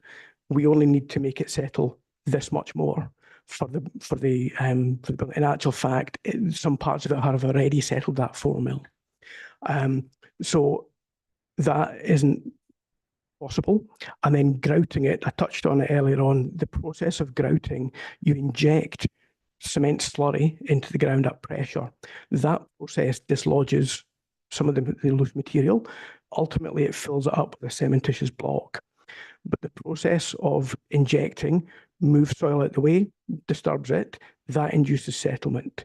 And then you have a block and the load, the wall is sitting above it. For the load to get into the block, it has to settle further. So those two compound issues are a real concern. And Donald actually engaged with a specialist contractor to discuss this. And his advice was, I wouldn't touch it. Do you have anything to add, Donald? I'll just maybe talk to 440, but with regard to 424, 436, I would agree with everything Alistair says. That the real issue here is some very, very poor ground underneath the buildings, and the buildings have already structurally failed. You know, significant movement and cracking is not how structures perform. With regard to 440, we've got a significant sinkhole has formed underneath the building foundations. There's photographs showing that the concrete pad footings were exposed. So they're almost hanging in midair. So concrete at 2 o'clock in the morning, I understand, was pumped into that hole as an emergency measure to provide some support. As engineers, we don't know what is underneath the ground. The void, we don't know the extent of the void under the building. We don't know where the concrete's gone. Remember, that concrete would have been mixed with rainwater, sand, very poor quality material going in and under. The building at the moment could still be sitting in voids. Even if the concrete had taken, it will not be an even distribution. So we have no confidence that the load from the building is distributed evenly under the foundations as we, as engineers, design foundations. It is in a very unknown condition at the moment. Thank you. Further questions? Councillor? Sorry. Donald, you say it's unknown, yet you're absolutely confident that nothing can be done. That seems like, I don't know. Is there any indication that 440 is actually moving? As far as I know, there isn't. So this just seems to be, we think there might be a hole there. There may be reason, but we don't know. Is it possible, for example, you say it's not a permanent solution, that's fine, but it only needs to be a temporary solution until the front could perhaps be incorporated in something. So it doesn't need to be a permanent solution. Why are you so certain, given that you don't know what's under there? What we do know is that the building has shown long-term movement. Remember, the movement occurred prior to the sinkhole. The sinkhole event has made this even worse. So we cannot predict what's going to happen with this building. Remember, we're in a dynamic environment. There's water from stormwater. There's traffic loading that vibrates the loose materials. We simply don't know. And as engineers, we can't take that risk. Sorry, has there been active monitoring of this since 2021 that shows this? No, there's been no monitoring. No. Yeah, probably for Mr. Mackay. Just wondering, the buildings were declared unsafe in 2020, is that correct? Or when, I'm curious as to when they were vacated. How long they've been empty for, please.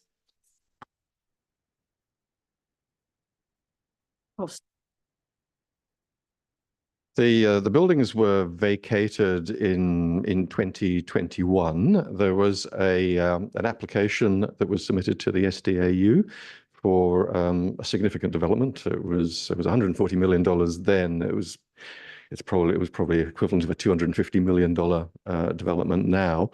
And it was anticipated that that would be dealt with the SDAU. And so the tenants who were in those buildings were relocated into adjacent buildings and some left. The first sign of significant danger was in February 2020, end of January 2021, where a sort of workman, a handyman who's caretaker looking after the buildings, went inside and discovered a pile of bricks lying on the floor that had fallen through the suspended ceiling, which was like an oops moment. Part of the ceilings were removed and the walls were investigated, and it was noticed that there was significant cracking. That sent alarm bells. ARIPS were called in. ARIPS were the engineers at the time who were working on the SDAU application, and their engineer took one look at it and said, "This is not good. This is seriously not good." And City of Subiaco were notified. Again, this was probably sort of the end of January 2021. City of Subiaco engaged Structair. Structair also had a look at the building and came up with the same conclusion. This is serious. These buildings should be demolished as soon as possible.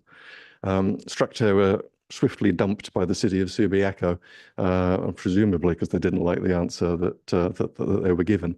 And from that point on, there has been a series of engineers and investigations into the building, gathering more and more data. The largest and most significant one was the work done by BG&E, who went to a lot of the science that sits behind the buildings in 44 and 436 in particular. Okay, thank you, John.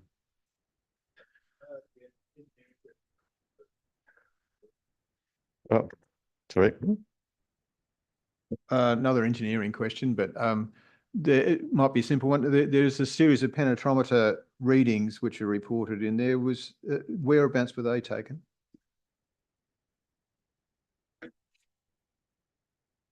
Sorry.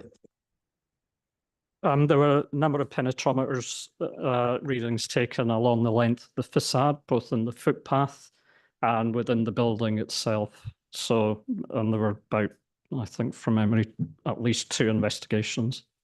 Yep. So it was across the whole extent of the 424 Hay Street building.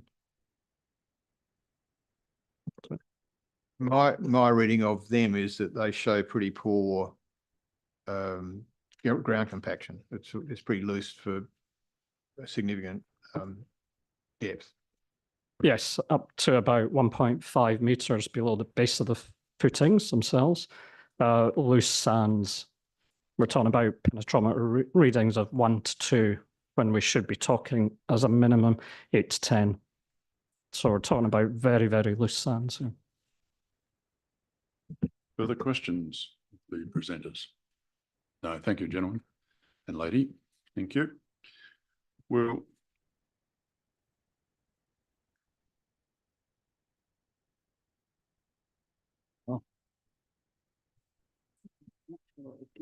I think we were going to take a comfort break after we've heard from City. So we deal with that. All right, we'll move on then to the City officers and their advisors. So I think if we could stick to the same 3-minute rule for each of you, please.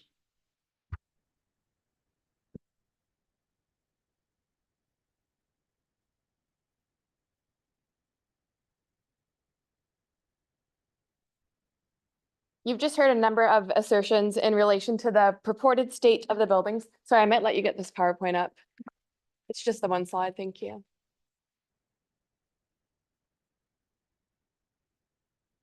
You've heard a number of assertions in relation to the purported state of the buildings. The city has engaged various experts who have provided data and reports to the city, which has demonstrated that the buildings are not at an imminent risk of collapse and don't require demolition. These experts aren't here today, as there's a final stat hearing in October to determine all of these building safety issues. The city's experts are required to give sworn evidence at that time and therefore must remain impartial so that they can give that evidence before the tribunal, so they're not speaking here today. So I'm here to just give a brief summary of what those experts have said to date. In 2021, these similar issues did go before the tribunal in relation to building safety. At that time, the tribunal found that, thank you. The tribunal found that the building is not in an active state of movement or rotation, and that it is both physically possible and safe to carry out the works required by the building orders. The tribunal preferred the evidence of the city structural engineer, David Katz, who is still the city structural engineer. And in reliance on his evidence, the tribunal found that the remedial works for 440 Hay Street would reinstate the structural integrity of the facade and ensure long-term stability and durability of the facade. Sunur's previous structural engineer, who was from Arup, stated that these works were not considered unusual and not disproportionate in return for reinstating the opportunity to safely reoccupy the building. In relation to the heritage conservation notices that were part of those 2021 proceedings, the tribunal found that the properties are each a heritage place and that they are located in a heritage area. Since that time, David Katz's opinion of these buildings has not changed. He still thinks that these are not at an imminent risk of collapse. As BG&E referred to, there were further soil investigations taken of 424 to 436 Hay Street. They've given a number of reports to the city and the tribunal after those investigations were undertaken. Their own grouting contractors advised that the sand characteristics suggest it would be amenable to the grouting process. There were tribunal proceedings in place at that time, and the parties both came together to say that a varied building order should be put in place. And the purpose of that varied building order was to allow for a grouting trial to take place. When we say that Sunur is in breach, we're talking about that varied building order. So they were meant to prepare a scope of works, and then that would allow for the grouting trial to take place to see if that was going to be effective in reinstating the structural integrity of the building. They haven't carried out what they needed to allow that to happen so far. The city has since engaged a number of other experts because there are still proceedings that are required to take place. Those experts have a similar opinion as does David Katz. This city's most recent structural engineer, Mr. Mara, has said that despite structural challenges, there is potential for conserving and integrating the building into new developments to preserve its architectural value and its historical significance. Thank you. Thank you. We'll do joint questions after you've finished your presentations. Thanks, Madeline. My name's Tim Beckett. I presented on the previous occasion also. Look, we've heard a lot of complicated submissions today, matters relating to grouting, to sinkholes, margins of error, surveying evidence. It's very complicated. If only there was a specialist forum that could deal with these questions under properly sworn evidence instead of a planning panel being asked to do it on the run today. Of course, there is such a forum. It's called the State Administrative Tribunal. We were there 3 years ago. We were successful there 3 years ago. We're there again now, but for some reason the applicant won't let those proceedings finish before dealing with this matter today. I remind you that we had a hearing in November 2023 that was listed that it was vacated at the applicant's own urging. They don't want this decided by a tribunal. They want building matters decided by a planning panel today. It is inappropriate. We're told that it's an urgent matter of public safety. I was at the tribunal 3.5 years ago when we were told a very similar thing. Sunur had caused part of Hay Street to be closed. They demanded an urgent hearing and both buildings were about to collapse. Of course, SAT found otherwise. 440 was in no danger of collapse whatsoever, and 424 could be salvaged and was salvaged. That was in 2021. So there was alarmist propaganda then. They were wrong then and they're wrong now. But again, they won't let the tribunal make that decision and they'll delay that at all costs. I don't have time to address all the disingenuous remarks that have been made today, so I'll just state some facts. This is a planning application being considered by a planning panel. Today, we are hearing submissions. We're not hearing sworn evidence. There is no cross-examination. There are no rules of evidence. No one's under oath. We are currently in the State Administrative Tribunal about a building safety dispute. It is a dispute. We don't accept their position. They don't accept ours. There is a determination to be made following a proper hearing in October of this year. It's 2 months away. We've just got to wait 2 months. For some reason, Sanua requires this decision to be made today in the absence of that hearing. The 424 proceedings will be determined in 2 months. There are no 440 proceedings. There is no application for a demolition permit for 440. There's been no issue raised before the tribunal since 2021 in relation to 440 because it's not dangerous. In relation to the 424 proceedings, the applicant is in default, has repeatedly been in default, has been the subject of cost orders, and has sought to vacate a hearing that should have happened almost a year ago that would have allowed this to be resolved before today. We're told that there's an urgent risk. We were told the same thing 3.5 years ago.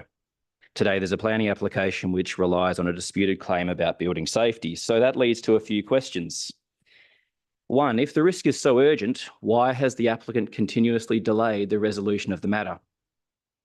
Two, if the building safety issues are so clear and simple, why won't the applicant let the tribunal determine them? Three, why is there no application for review of a demolition permit for 440? And why has there been no application for a demolition permit for 440? Four, if the planning application has good merit, why do they rely on building safety today at all? Again, this is a planning panel. Five, if the applicant doesn't adhere to SAT orders, why will it comply with anything else that's imposed upon it now? In summary, we know the answers to these because they don't want a hearing in the tribunal because we know what the answer will be. It'll be the same as it was in 2021. Let the tribunal do its job with proper sworn evidence. Thanks. Thank you. Mr. Slark.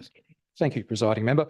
Look, the city and its experts disagree essentially with everything the applicant and its experts say about the merits of this proposal. I intend to only address two matters confined to heritage and structural issues.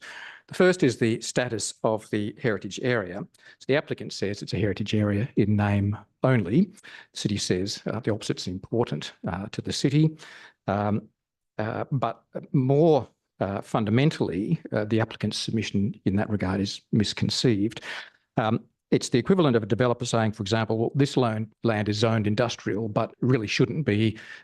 It's appropriate for residential, so don't imply the industrial zone standards to it. That's the fundamental proposition. So, and I don't want to ask the tribunal how to suck eggs, but the DAP's role is to apply the planning framework, not to second guess it.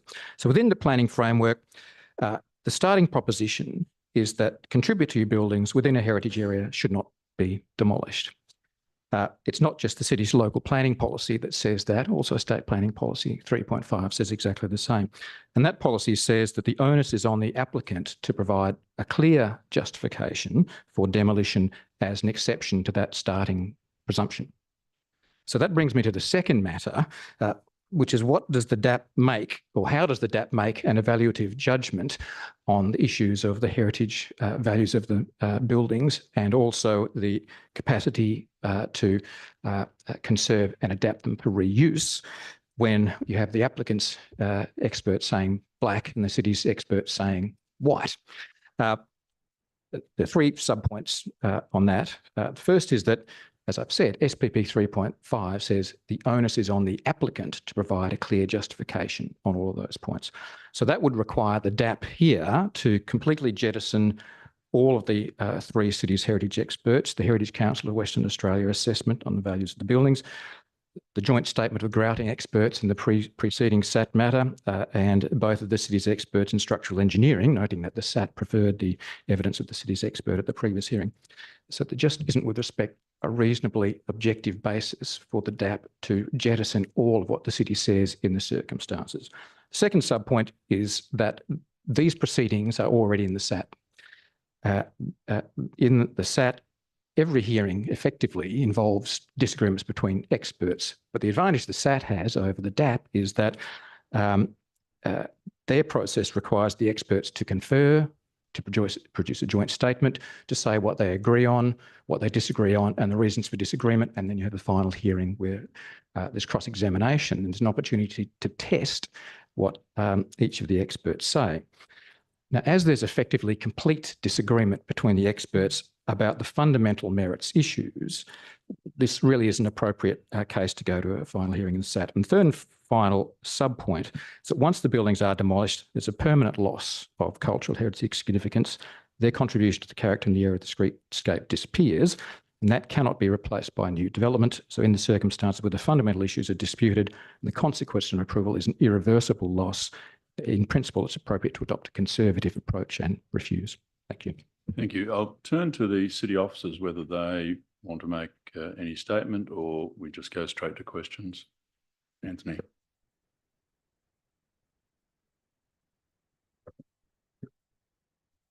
Thank you, and through you, presiding member, and thanks to those that have spoken today on the application, particularly those that made submissions during the public advertising period.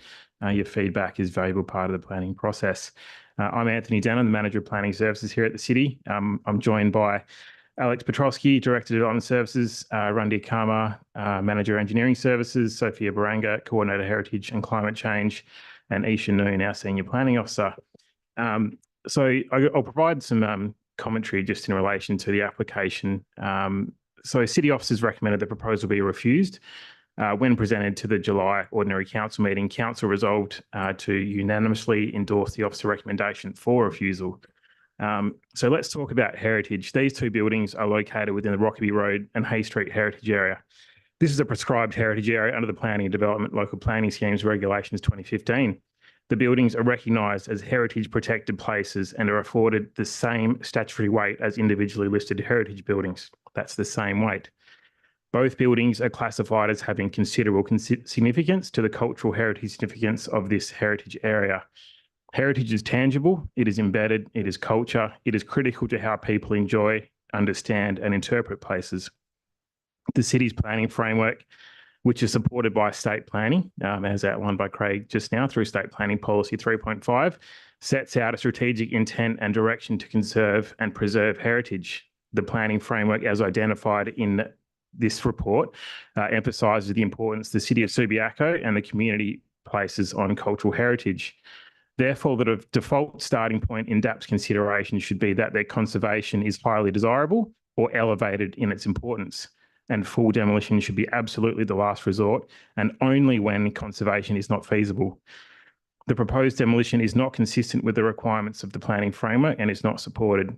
Demolition will destroy the last remaining heritage properties on the northern side of Hay Street, east of Rockaby Road, the intersection renowned by most to be quintessentially Subiaco. Granting approval today would be fatal to heritage preservation, conservation and celebration, despite the state and local planning frameworks demanding that this only occur in the most limited of circumstances, of which this proposal is most demonstrably not. It would deny the current and future generations the right of enjoyment to built form cultural heritage. These buildings can't be replaced or replicated. This is where DAPS should absolutely be satisfied that 424 to 428 Hay Street is capable of conservation and not even entertain demolition as being warranted or necessary. The planning framework seeks to conserve, I emphasise conserve, heritage protected places, not dispose of them. In broad terms, conserve is defined as meaning to protect from loss or harm. You can't conserve something once it's gone. It requires a deeper and more detailed consideration, especially when you have advice saying that there is potential for conservation. Are the buildings safe and capable of conservation? Engineering advice provided in this RAR by the city structural engineers provides that the buildings are not at an imminent risk of collapse and do not pose a threat to public safety. The significant fabric contained within the buildings' facades are intact and capable of conservation. Following remedial works, 424 to 428 Hay Street can be conserved, and 440 Hay Street requires no further remedial works, as these were done in 2021 following a SAT order. It is worth noting that SAT agreed with the city's engineers in July 2021 that the facade of 424... Wind up, please. I was told last week I don't have a time limit because I'm a...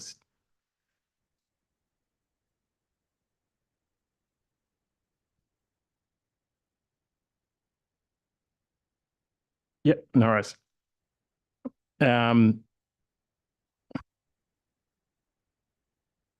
So yeah, DR 178 is the SAT matter relating to the building. It's listed for final hearing, scheduled to commence on the 28th of October for 3 days. So comparing that to this meeting and the issues that's got to be covered is quite significant. So it covers a range of specialised issues and in considerations reserved for structural engineers, geotechnical engineers and construction consultants. As outlined by McLeod's, all these parties would have to be under oath to give sworn evidence. These are highly specialised areas that go beyond the planning profession and certainly beyond any decision that should be made by the panel who don't have the professional backgrounds in these areas in a DAP meeting alone. So in summary, in terms of orderly and proper planning, as outlined in our RAR, it would demand that these buildings' ongoing contribution is guaranteed to be maintained beyond today's meeting. The RAR sets out clear and cogent reasons why the proposal shouldn't be supported, and in this instance, the application should be refused. Heritage is valued and celebrated by the local and state planning frameworks and must be conserved at all costs until all options are exhausted that would prevent its retention and/or conservation.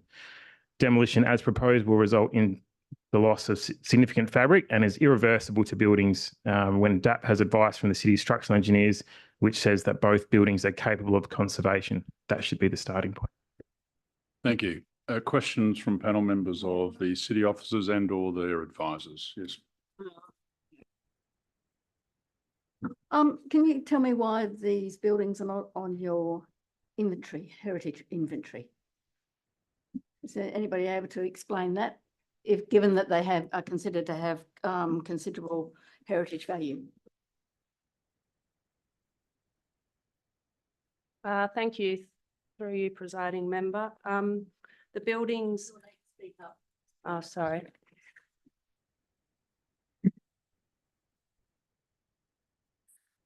The Rockaby Road and Hay Street heritage area is included on the city's local heritage survey.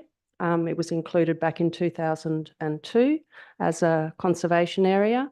In 2013, it was designated under our local planning scheme as a heritage area. And the buildings, the two subject buildings obviously fall within the boundaries of the heritage area. And in accordance with the regulations for heritage area designations, you're required to have a local planning policy which identifies which buildings contribute to the heritage values of the area, and those buildings are identified as contributing to the heritage values of the area.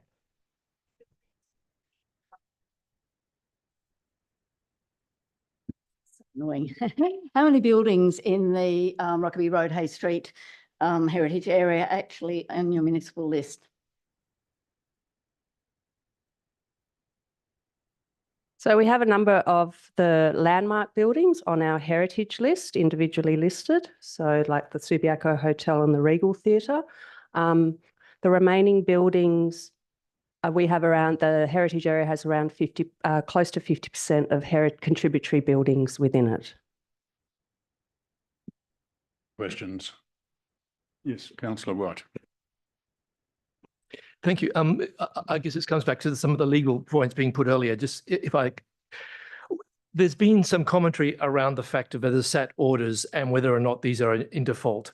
I'm trying to understand where do we actually stand on that position? Was this injection for grouting agreed on, and was it done? And are we actually witnessing something here where the site is being allowed to degrade over time, getting it to a situation that we're into today? So the SAT orders that we were talking about was the building order that was challenged in the tribunal in 2022. The outcome of those, that was DR 180, was that the parties agreed to a varied building order. That varied building order is what is now being breached.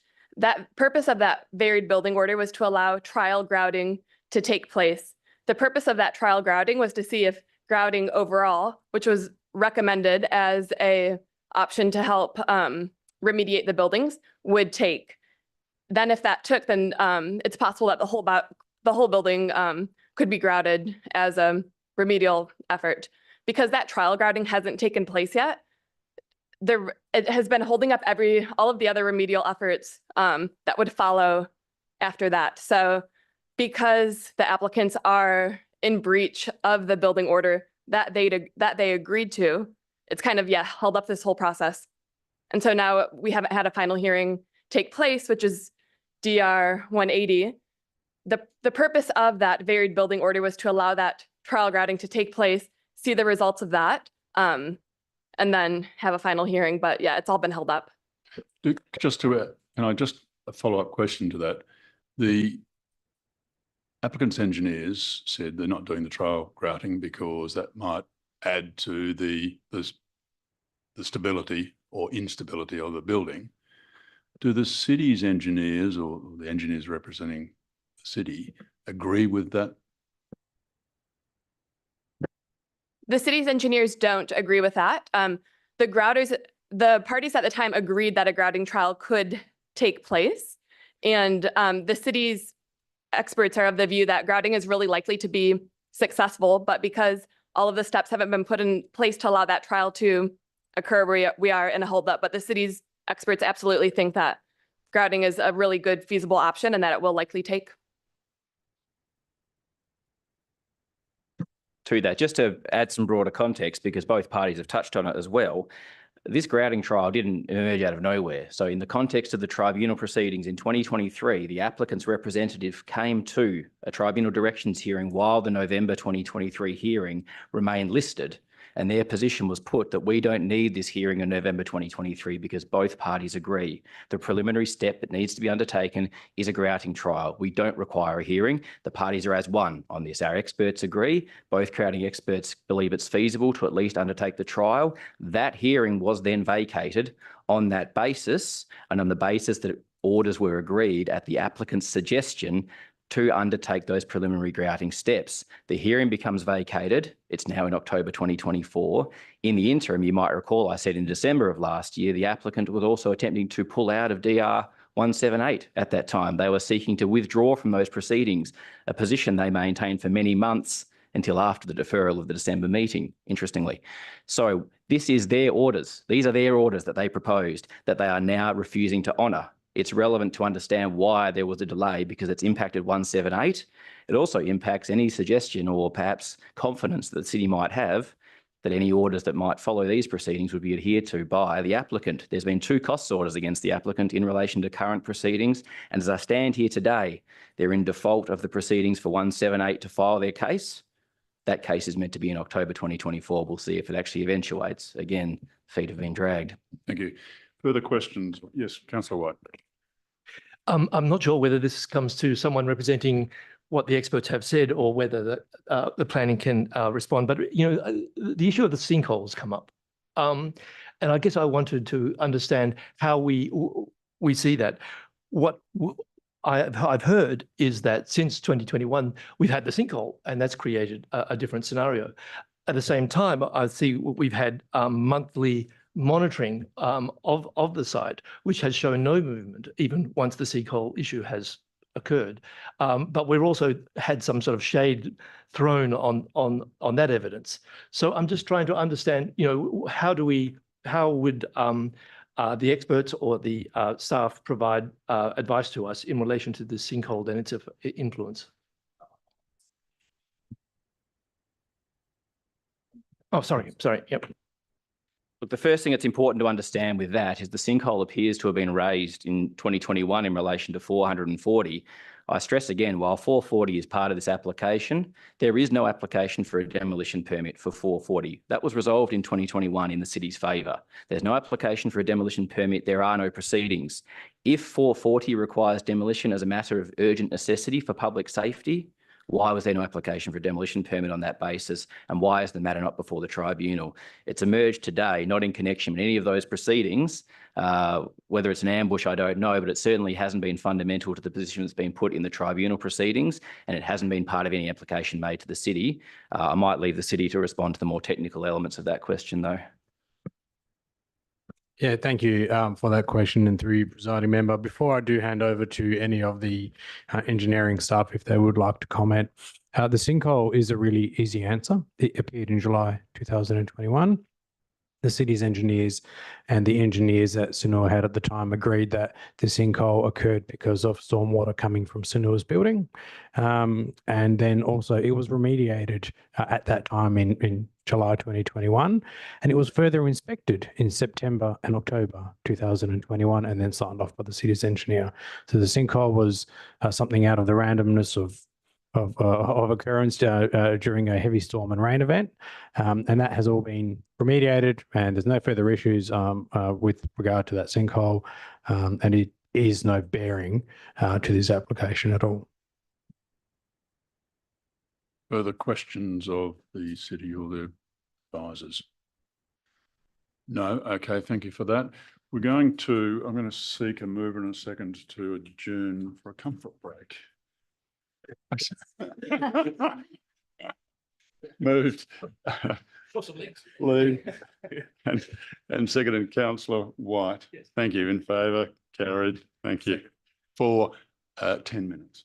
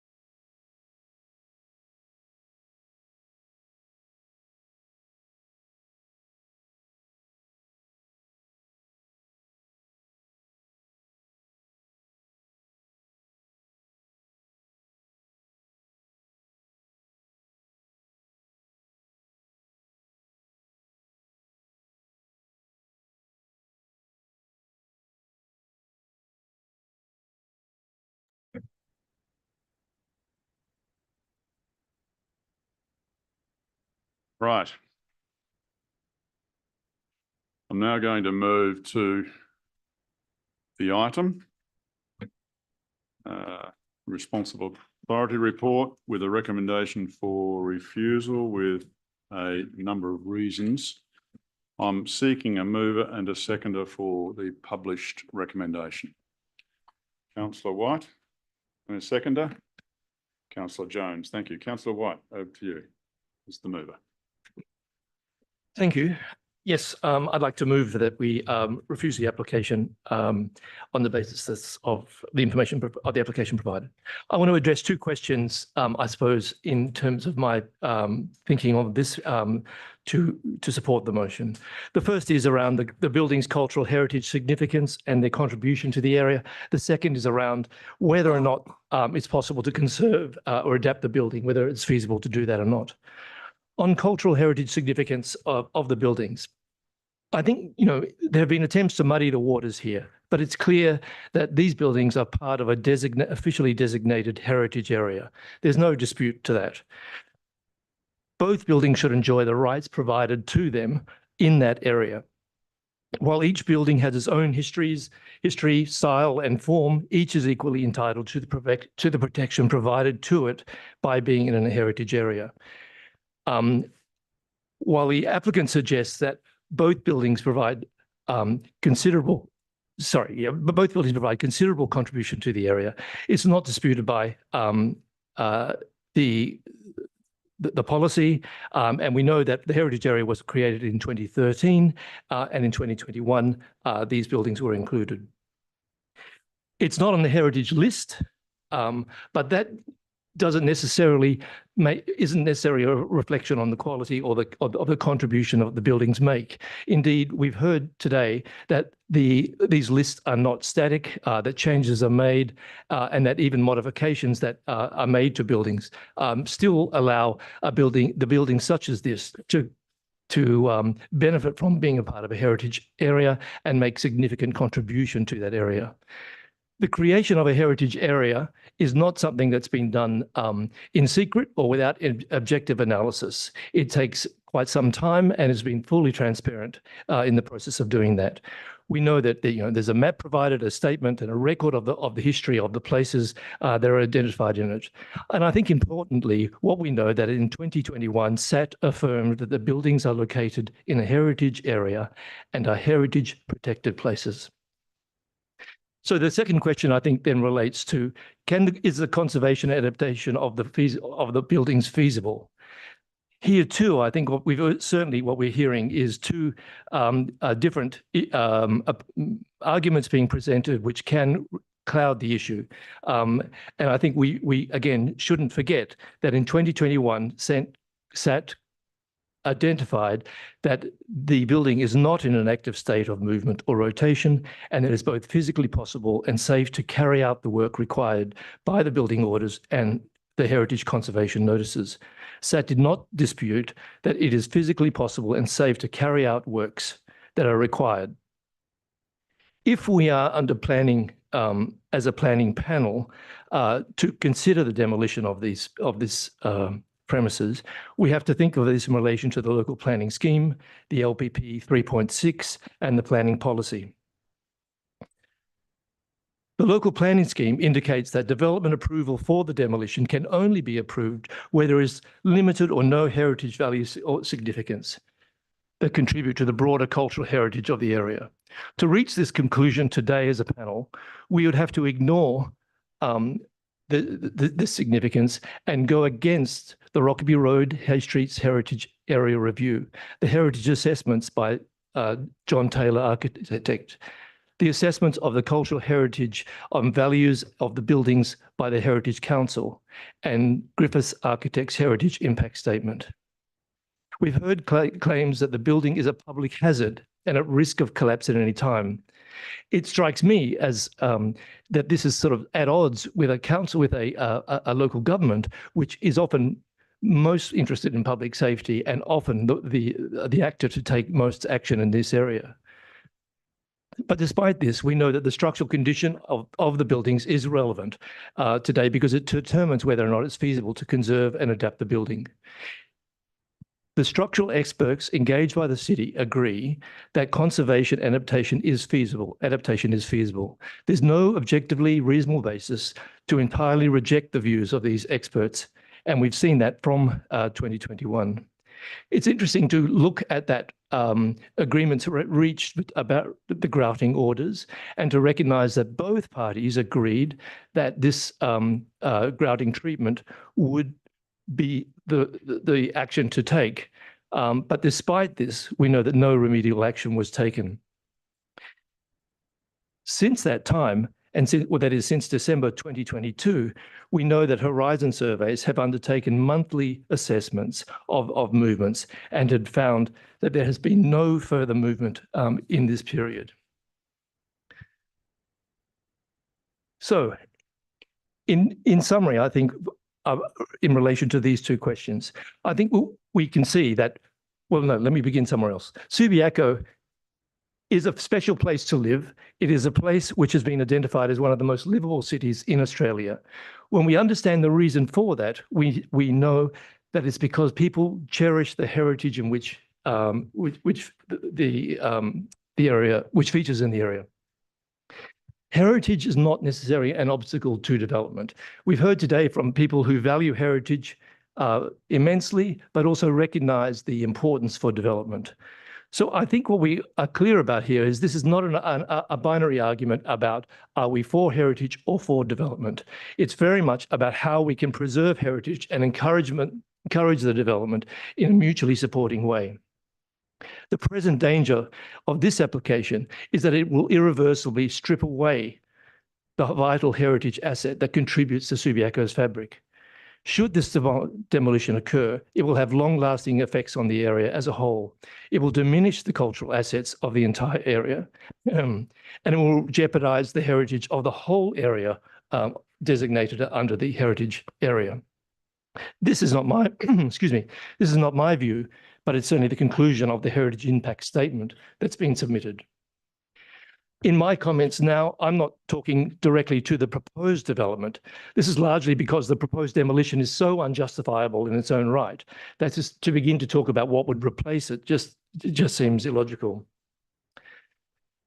However, we do know that the proposed development for a single two-storey commercial building is not seen as a quality development.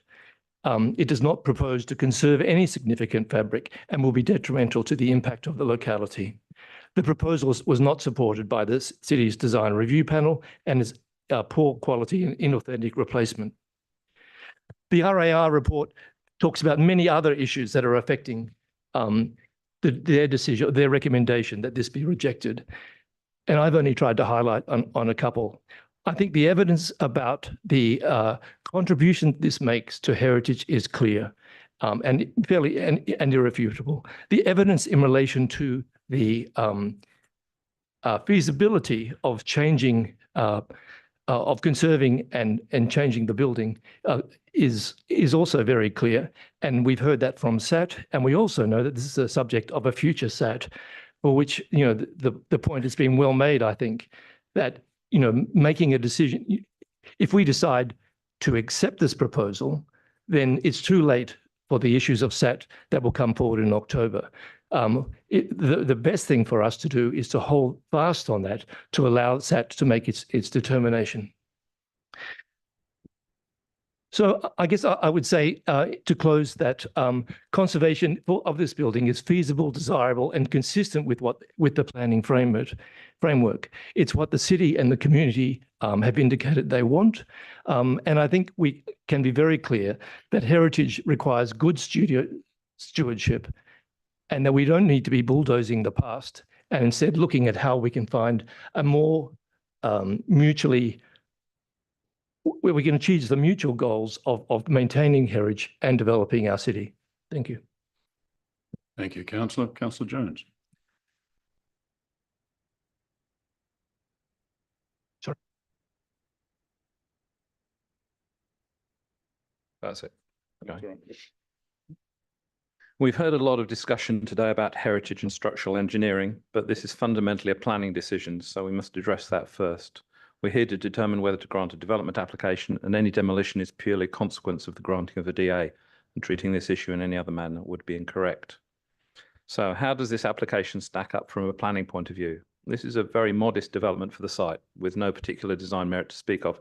Indeed, it might be the sort of design that you might see from an undergraduate architecture student. Being such a simple design does mean that it meets the built form requirements, but that's not saying much. Good local planning is not just about each building in isolation. It's also about their contribution to the local environment. It's also about fitting in with the spirit of the planning system, what the state government is trying to achieve as a whole, and that's clearly articulated in the Perth and Peel at 3.5 million frameworks. We have a housing shortage in WA, and the state government clearly wants to boost housing along the transport corridors. This was made abundantly clear by the planning minister when she approved LPS 5. As a consequence, Subiaco is now expected to provide housing for thousands more residents over the next few years. Subiaco 1 is an example of this policy in action, and we'll need many more such buildings if we're to satisfy the state government and the WAPC. This site is a prime candidate for such a development, being centrally located and very close to a railway station. Yet we have here a proposal which does nothing to further the WAPC's strategic vision. It's a poor development which frustrates the planning strategies of both local and state government, and I believe that it should not be supported by this panel for that reason alone. However, I'm aware that other panel members might not agree with this assessment, and if I were persuaded by their arguments, then I would have to move on to the next consideration, heritage. We've heard multiple submissions about the heritage value of both these separate sites. I don't think there's actually any doubt about the age of the buildings. We have photographic evidence of their existence from the 1920s. The applicant has asserted that the theatre was demolished and rebuilt in the 60s, 50s, but the city has no records to that effect, and the applicant has provided no evidence to support that assertion, so I'm not inclined to accept that statement. The SAT has found as a matter of fact that the buildings exist in a heritage area and are therefore heritage protected places, and I'm not about to disrespect that ruling based on unsworn assertions from the applicant. I think it's undeniable that there is heritage value in the existing buildings, so the question now is really about how to have due regard in considering that value when assessing this development application. This seems to have been the reason for the deferral of the previous consideration at the point where 3 members had already indicated that they would be supporting the motion to reject. I don't actually see this as a difficult question. I think it relies on the relative values of the heritage component compared to the proposed development. For example, if I owned the Acropolis and I wanted to demolish the Parthenon to put up a garden shed, I don't think it would matter how brilliant the design of the shed was, the Parthenon should not be demolished. On the other hand, if I happen to own a house where a celebrity had been born, maybe that should give way to build a children's hospital. In this instance, we're being asked to demolish 2 buildings that have clear heritage value to the people of Subiaco in return for a boring imitation which does not further the state government's planning strategy in any way. In fact, it works against it. I submit that this proposed development is much closer to my Parthenon example than to the Children's Hospital, but I'm interested in hearing counter arguments from the other panelists. So now I come to the consideration of the structural condition of the buildings, which can only be relevant if we've decided that the development is appropriate for the location and the existing buildings have heritage value. We've heard contradictory statements from the parties. Those employed by the applicant tell us that the shops have been in imminent danger of collapse for several years, maybe even since '83, while those employed by the city say that the structures are stable and have ongoing monitoring which supports that statement. Moreover, we have the SAT finding as a matter of fact that the structures are stable, and I'm not going to disrespect Justice Parry by blindly accepting the untested statements of an applicant who's in breach of multiple judicial orders. Be that as it may, I don't think the structural state of the shops is actually relevant in this instance. In order for the application to be granted, both of the existing buildings need to be demolished. And in the past, the applicant has agreed that the theatre is structurally sound and that there's no reason for it to be demolished. Even today, their engineer agreed that there's no evidence of any movement in the facade of 440 Hay Street over the past 3 years. Even if I were to concede that the shop's frontages are irreparably damaged, and I do not, this still leaves the theatre as having heritage value that must be considered. If a patient had a tumour on a kidney, the correct action is to remove only the affected kidney, not to remove both kidneys and replace them with a dialysis machine. If the shops are really in such a dangerous state, then the appropriate action is to seek a demolition order, not a development application. The applicant could have done this several years ago, and the fact that they chose not to is worth considering. To approve this application would risk giving the impression that the applicant is using this process as a way to demolish a structurally sound heritage building which would otherwise be protected. To summarise, we're considering an application to approve the demolition of a 100-year-old theatre with high heritage value, which the applicant agrees is capable of being conserved, and replacing it with the boring imitation of an original, which contributes nothing to the local built environment and stymies the proper redevelopment of the centre of Subiaco. Many people believe that the applicant has no intention of actually starting construction of the new building and that this application is an abuse of this planning system in order to achieve the demolition of perfectly sound heritage buildings. If ever there was an obvious decision for me, this is it. We can't approve this development. To do so would be to signal that the state and local government planning strategies are unimportant, that heritage is effectively irrelevant, and that decisions made by the judiciary can be ignored. All we would have to look forward to is a future where all our Parthenons are replaced by tin sheds. I urge the panel members to support the motion and reject this application. Thank you, councillor. Further speakers? Mr. Simon. Thank you. Yes, look, the site clearly has heritage value, so I think that's been reasonably well established. And while it might be an open question as to the precise nature of this heritage, it nevertheless exists. And to that end, it is much preferred that these buildings be preserved to celebrate that heritage, and the planning framework clearly supports this. And we've heard multiple arguments to that effect. But heritage is actually, when you boil it down, is a pretty slippery concept. The report by Mr. Griffiths identifies social and cultural values, but these are not absolute concepts. They are dynamic and relative. For example, and they can change over time and are experienced differently by different people. For example, I have deep roots in Subiaco. The house in which my grandfather lived in 1908 in Henry Street is still there, but my experience is inevitably different to someone with a different relationship to Subiaco. It is clear that for many in the community, the heritage values of these buildings are deeply felt, and that's a genuine response. And I do accept that the community submissions that these are worthy of preservation is a good one, but that is a rider to that is only if that were possible. And despite whatever value to the community it might have, a heritage classification on a private property, especially commercial premises, can be a significant burden. The community expects quite a lot of an owner of a heritage property, but gives very little in return. There may be some planning concessions in redevelopment, and that's relevant to this case, but funds for conservation or restoration, or the cost of actually remedying any heritage or restoring it, are virtually non-existent, even for state-listed buildings in government ownership. The funds are very difficult to get. There's therefore a balance to be made, in my view, between community benefit, that is the preservation of heritage to the extent it can be identified, and the right of any landowner to reasonably and legally use his property, and the practicality of achieving that balance. In this case, the question is not only whether it is reasonable to expect the heritage values to override other legitimate interests, but whether it is practical to do so. This brings us to the structural integrity of the building. Firstly, I must say I'm somewhat bemused by the notion that we should not be considering the engineering reports because they may be similar to a separate SAT matter. This development assessment panel is convened by direction of the SAT.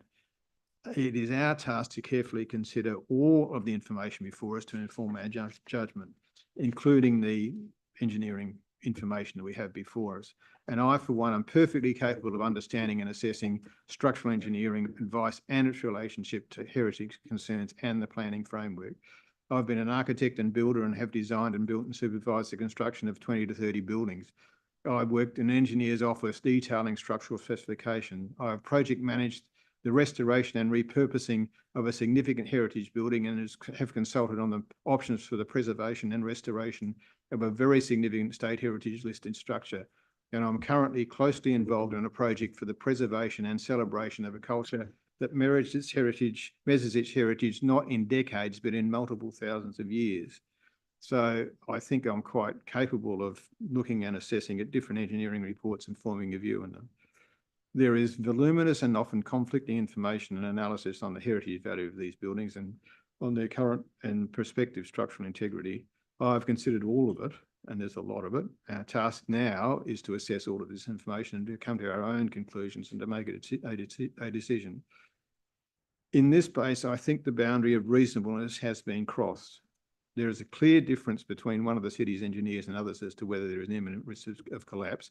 And while it may be that the structure in its current and prop state is reasonably stable, the evidence is that facades cannot reasonably be repurposed. And that's very clear advice from very substantial engineers, and that any construction of a substantially new building around them or incorporating them is sufficiently precarious as to be not feasible. This is the key point.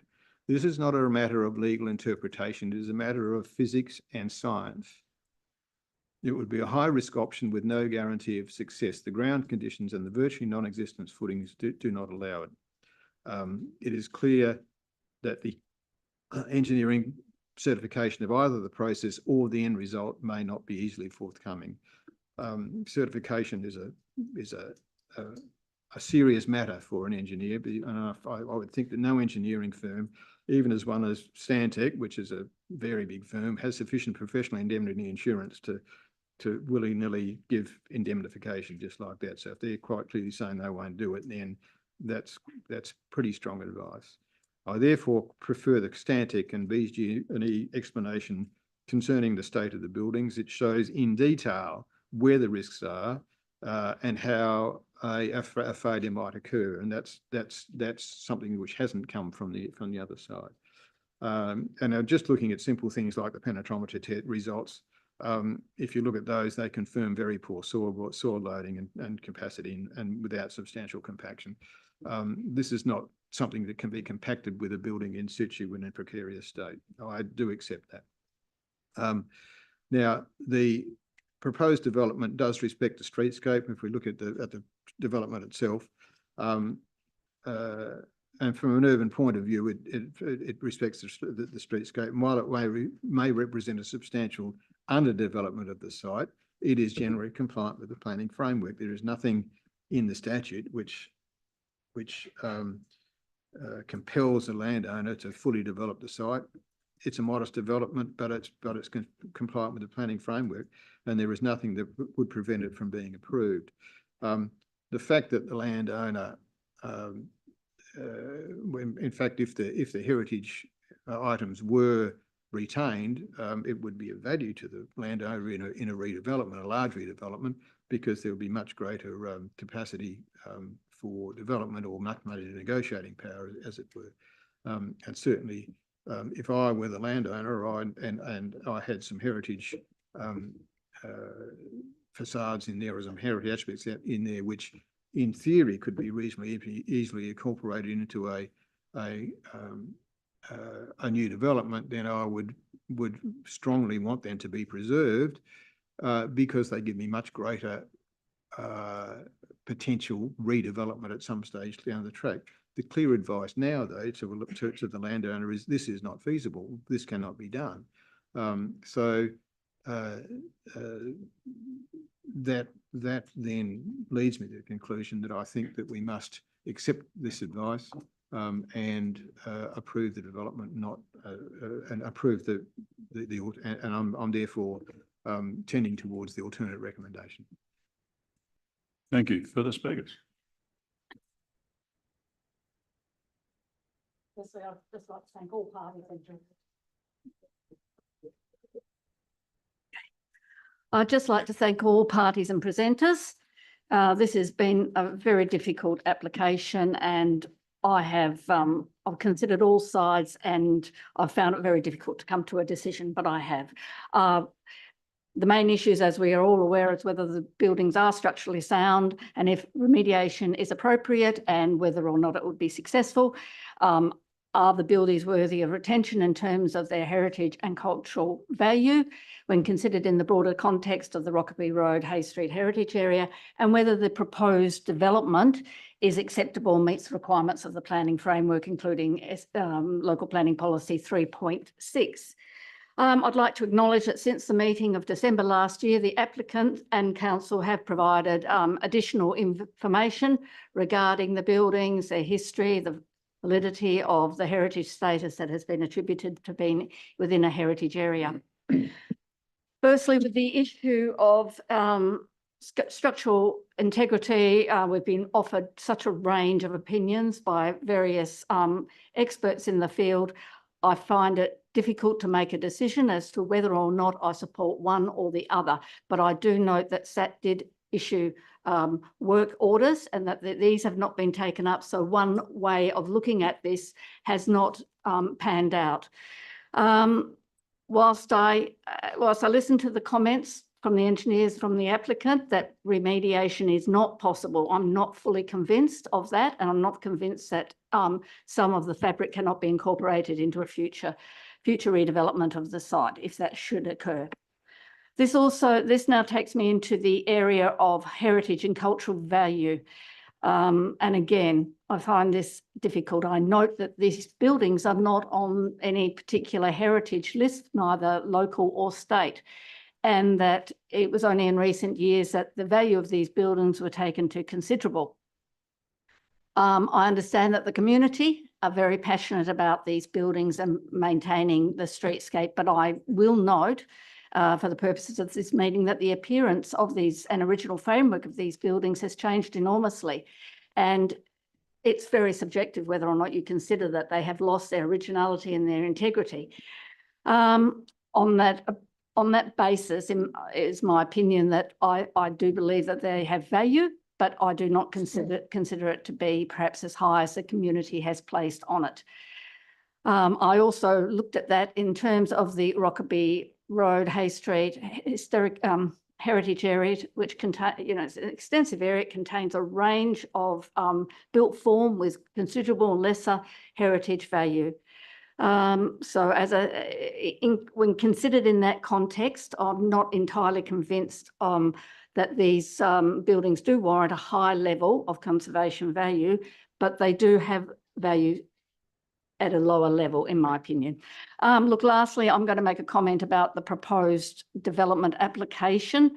I noted that a lot of people said, oh, well, this is not appropriate and it's really not of a high standard. I think the applicant has gone to the policy, LP, Local Planning Policy 3.6. It's gone through it and has tried to provide what that policy is calling for. And I think it's very difficult when you have buildings that are considered to have heritage value and to replace it with something where you don't pick up on faux heritage features, but you provide something that meets a policy that seems to ask for in form and scale replication of what is not there. In essence, I will be supporting the recommendation of refusal because my main point is I'm just not convinced about the structural problems relating to the buildings, and I can't support demolition on that basis. Thank you.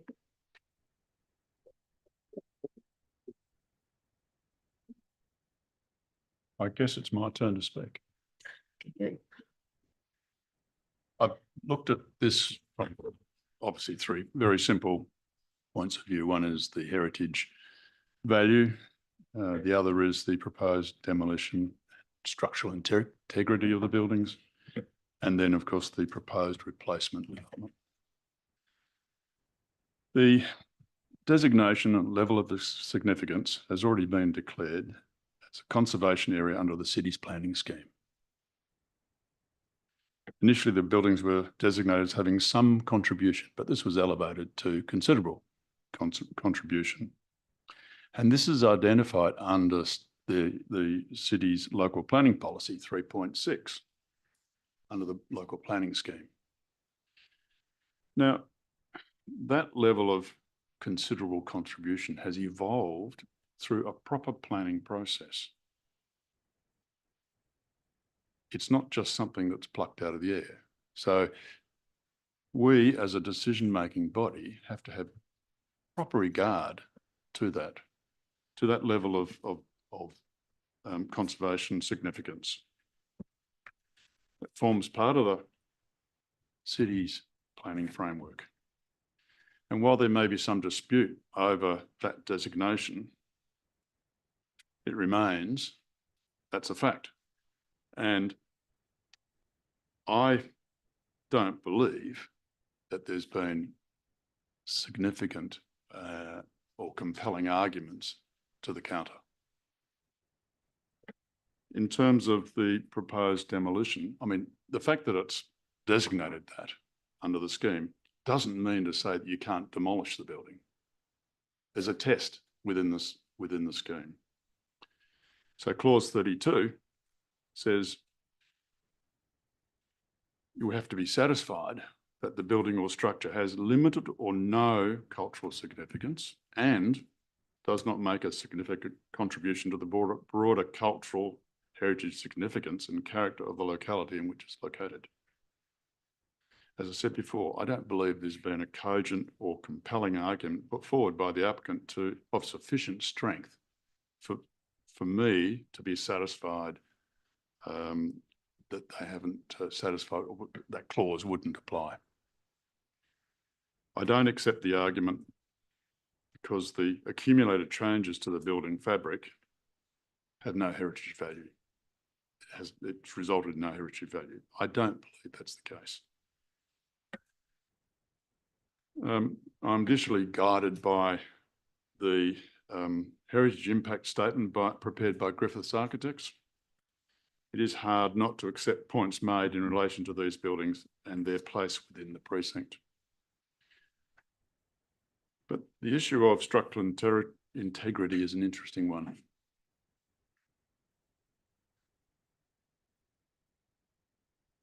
There are clearly opposing engineering views, and despite what my colleagues have said here, I'm not sure we can conclude here that one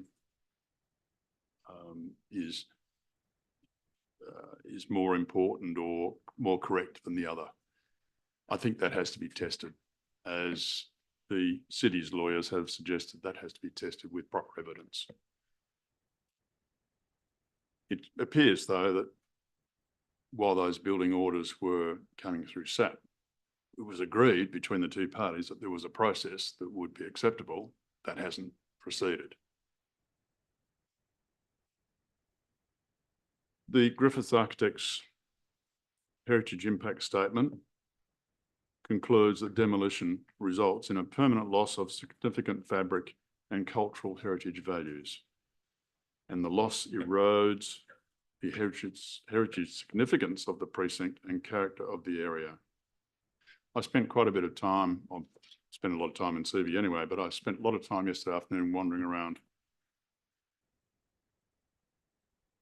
And I can't help but think that it would be such a shame to lose those buildings for the sake of waiting a couple of months to decide on the structural integrity. So I think they are an important part of Subi and they deserve to be considered for conservation if that can happen. And I'm sure that it will be able to happen. Looking at the proposed development, while I acknowledge that the applicants have said this is not faux and it's a genuine attempt to replace these buildings with a contemporary structure, it really is a poor solution and a poor outcome for the city. So having regard to all those aspects, including the planning framework and the arguments presented, I do not support demolition of these buildings and support the motion as presented. So back to Councillor White as the mover. Thank you. Just to sum up then, I mean, I think what I would say is that it's very clear that there's an acknowledgement that these buildings are of heritage value. There seems to be general agreement with that. I do push back against the idea of heritage being a slippery concept. I think, you know, it's very clearly demarked in our heritage area that these buildings provide a significant contribution to our fabric of the heritage fabric of the area. And that is a black and white issue. It's not something that's slippery. It's something that we can stand by and see. There might be individual views about how valid or relevant an individual building may be compared to another.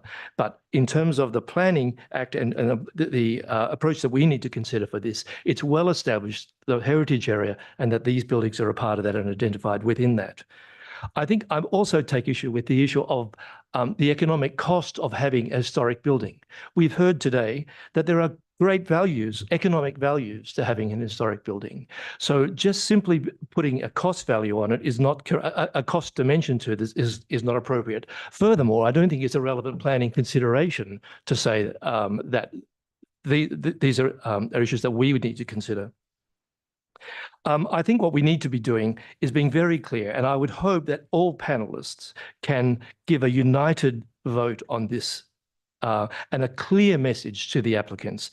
A, that these buildings have value in this area and are part of a designated heritage area and are of importance to the community. B, that the buildings are viable, despite the fact that we're hearing different arguments around that. We know that the 2021 SAT said this. We know that we can allow the SAT process in October to hopefully confirm that. That this is something that is that we can be confident in. And finally, that we're not against development, that heritage and economic outcome and good development can go hand in hand. So I urge all panelists to vote in favour of this, to give the applicant a very clear message about how we see this going forward. Thank you. Thank you, Councillor. I'll now put the motion. All in favour? Against? That's carried 4-1. Thank you. Just continuing on, there's no SAT applications. There's no general business, I presume. And I'll close the meeting at 12:36. Thank you for your attendance.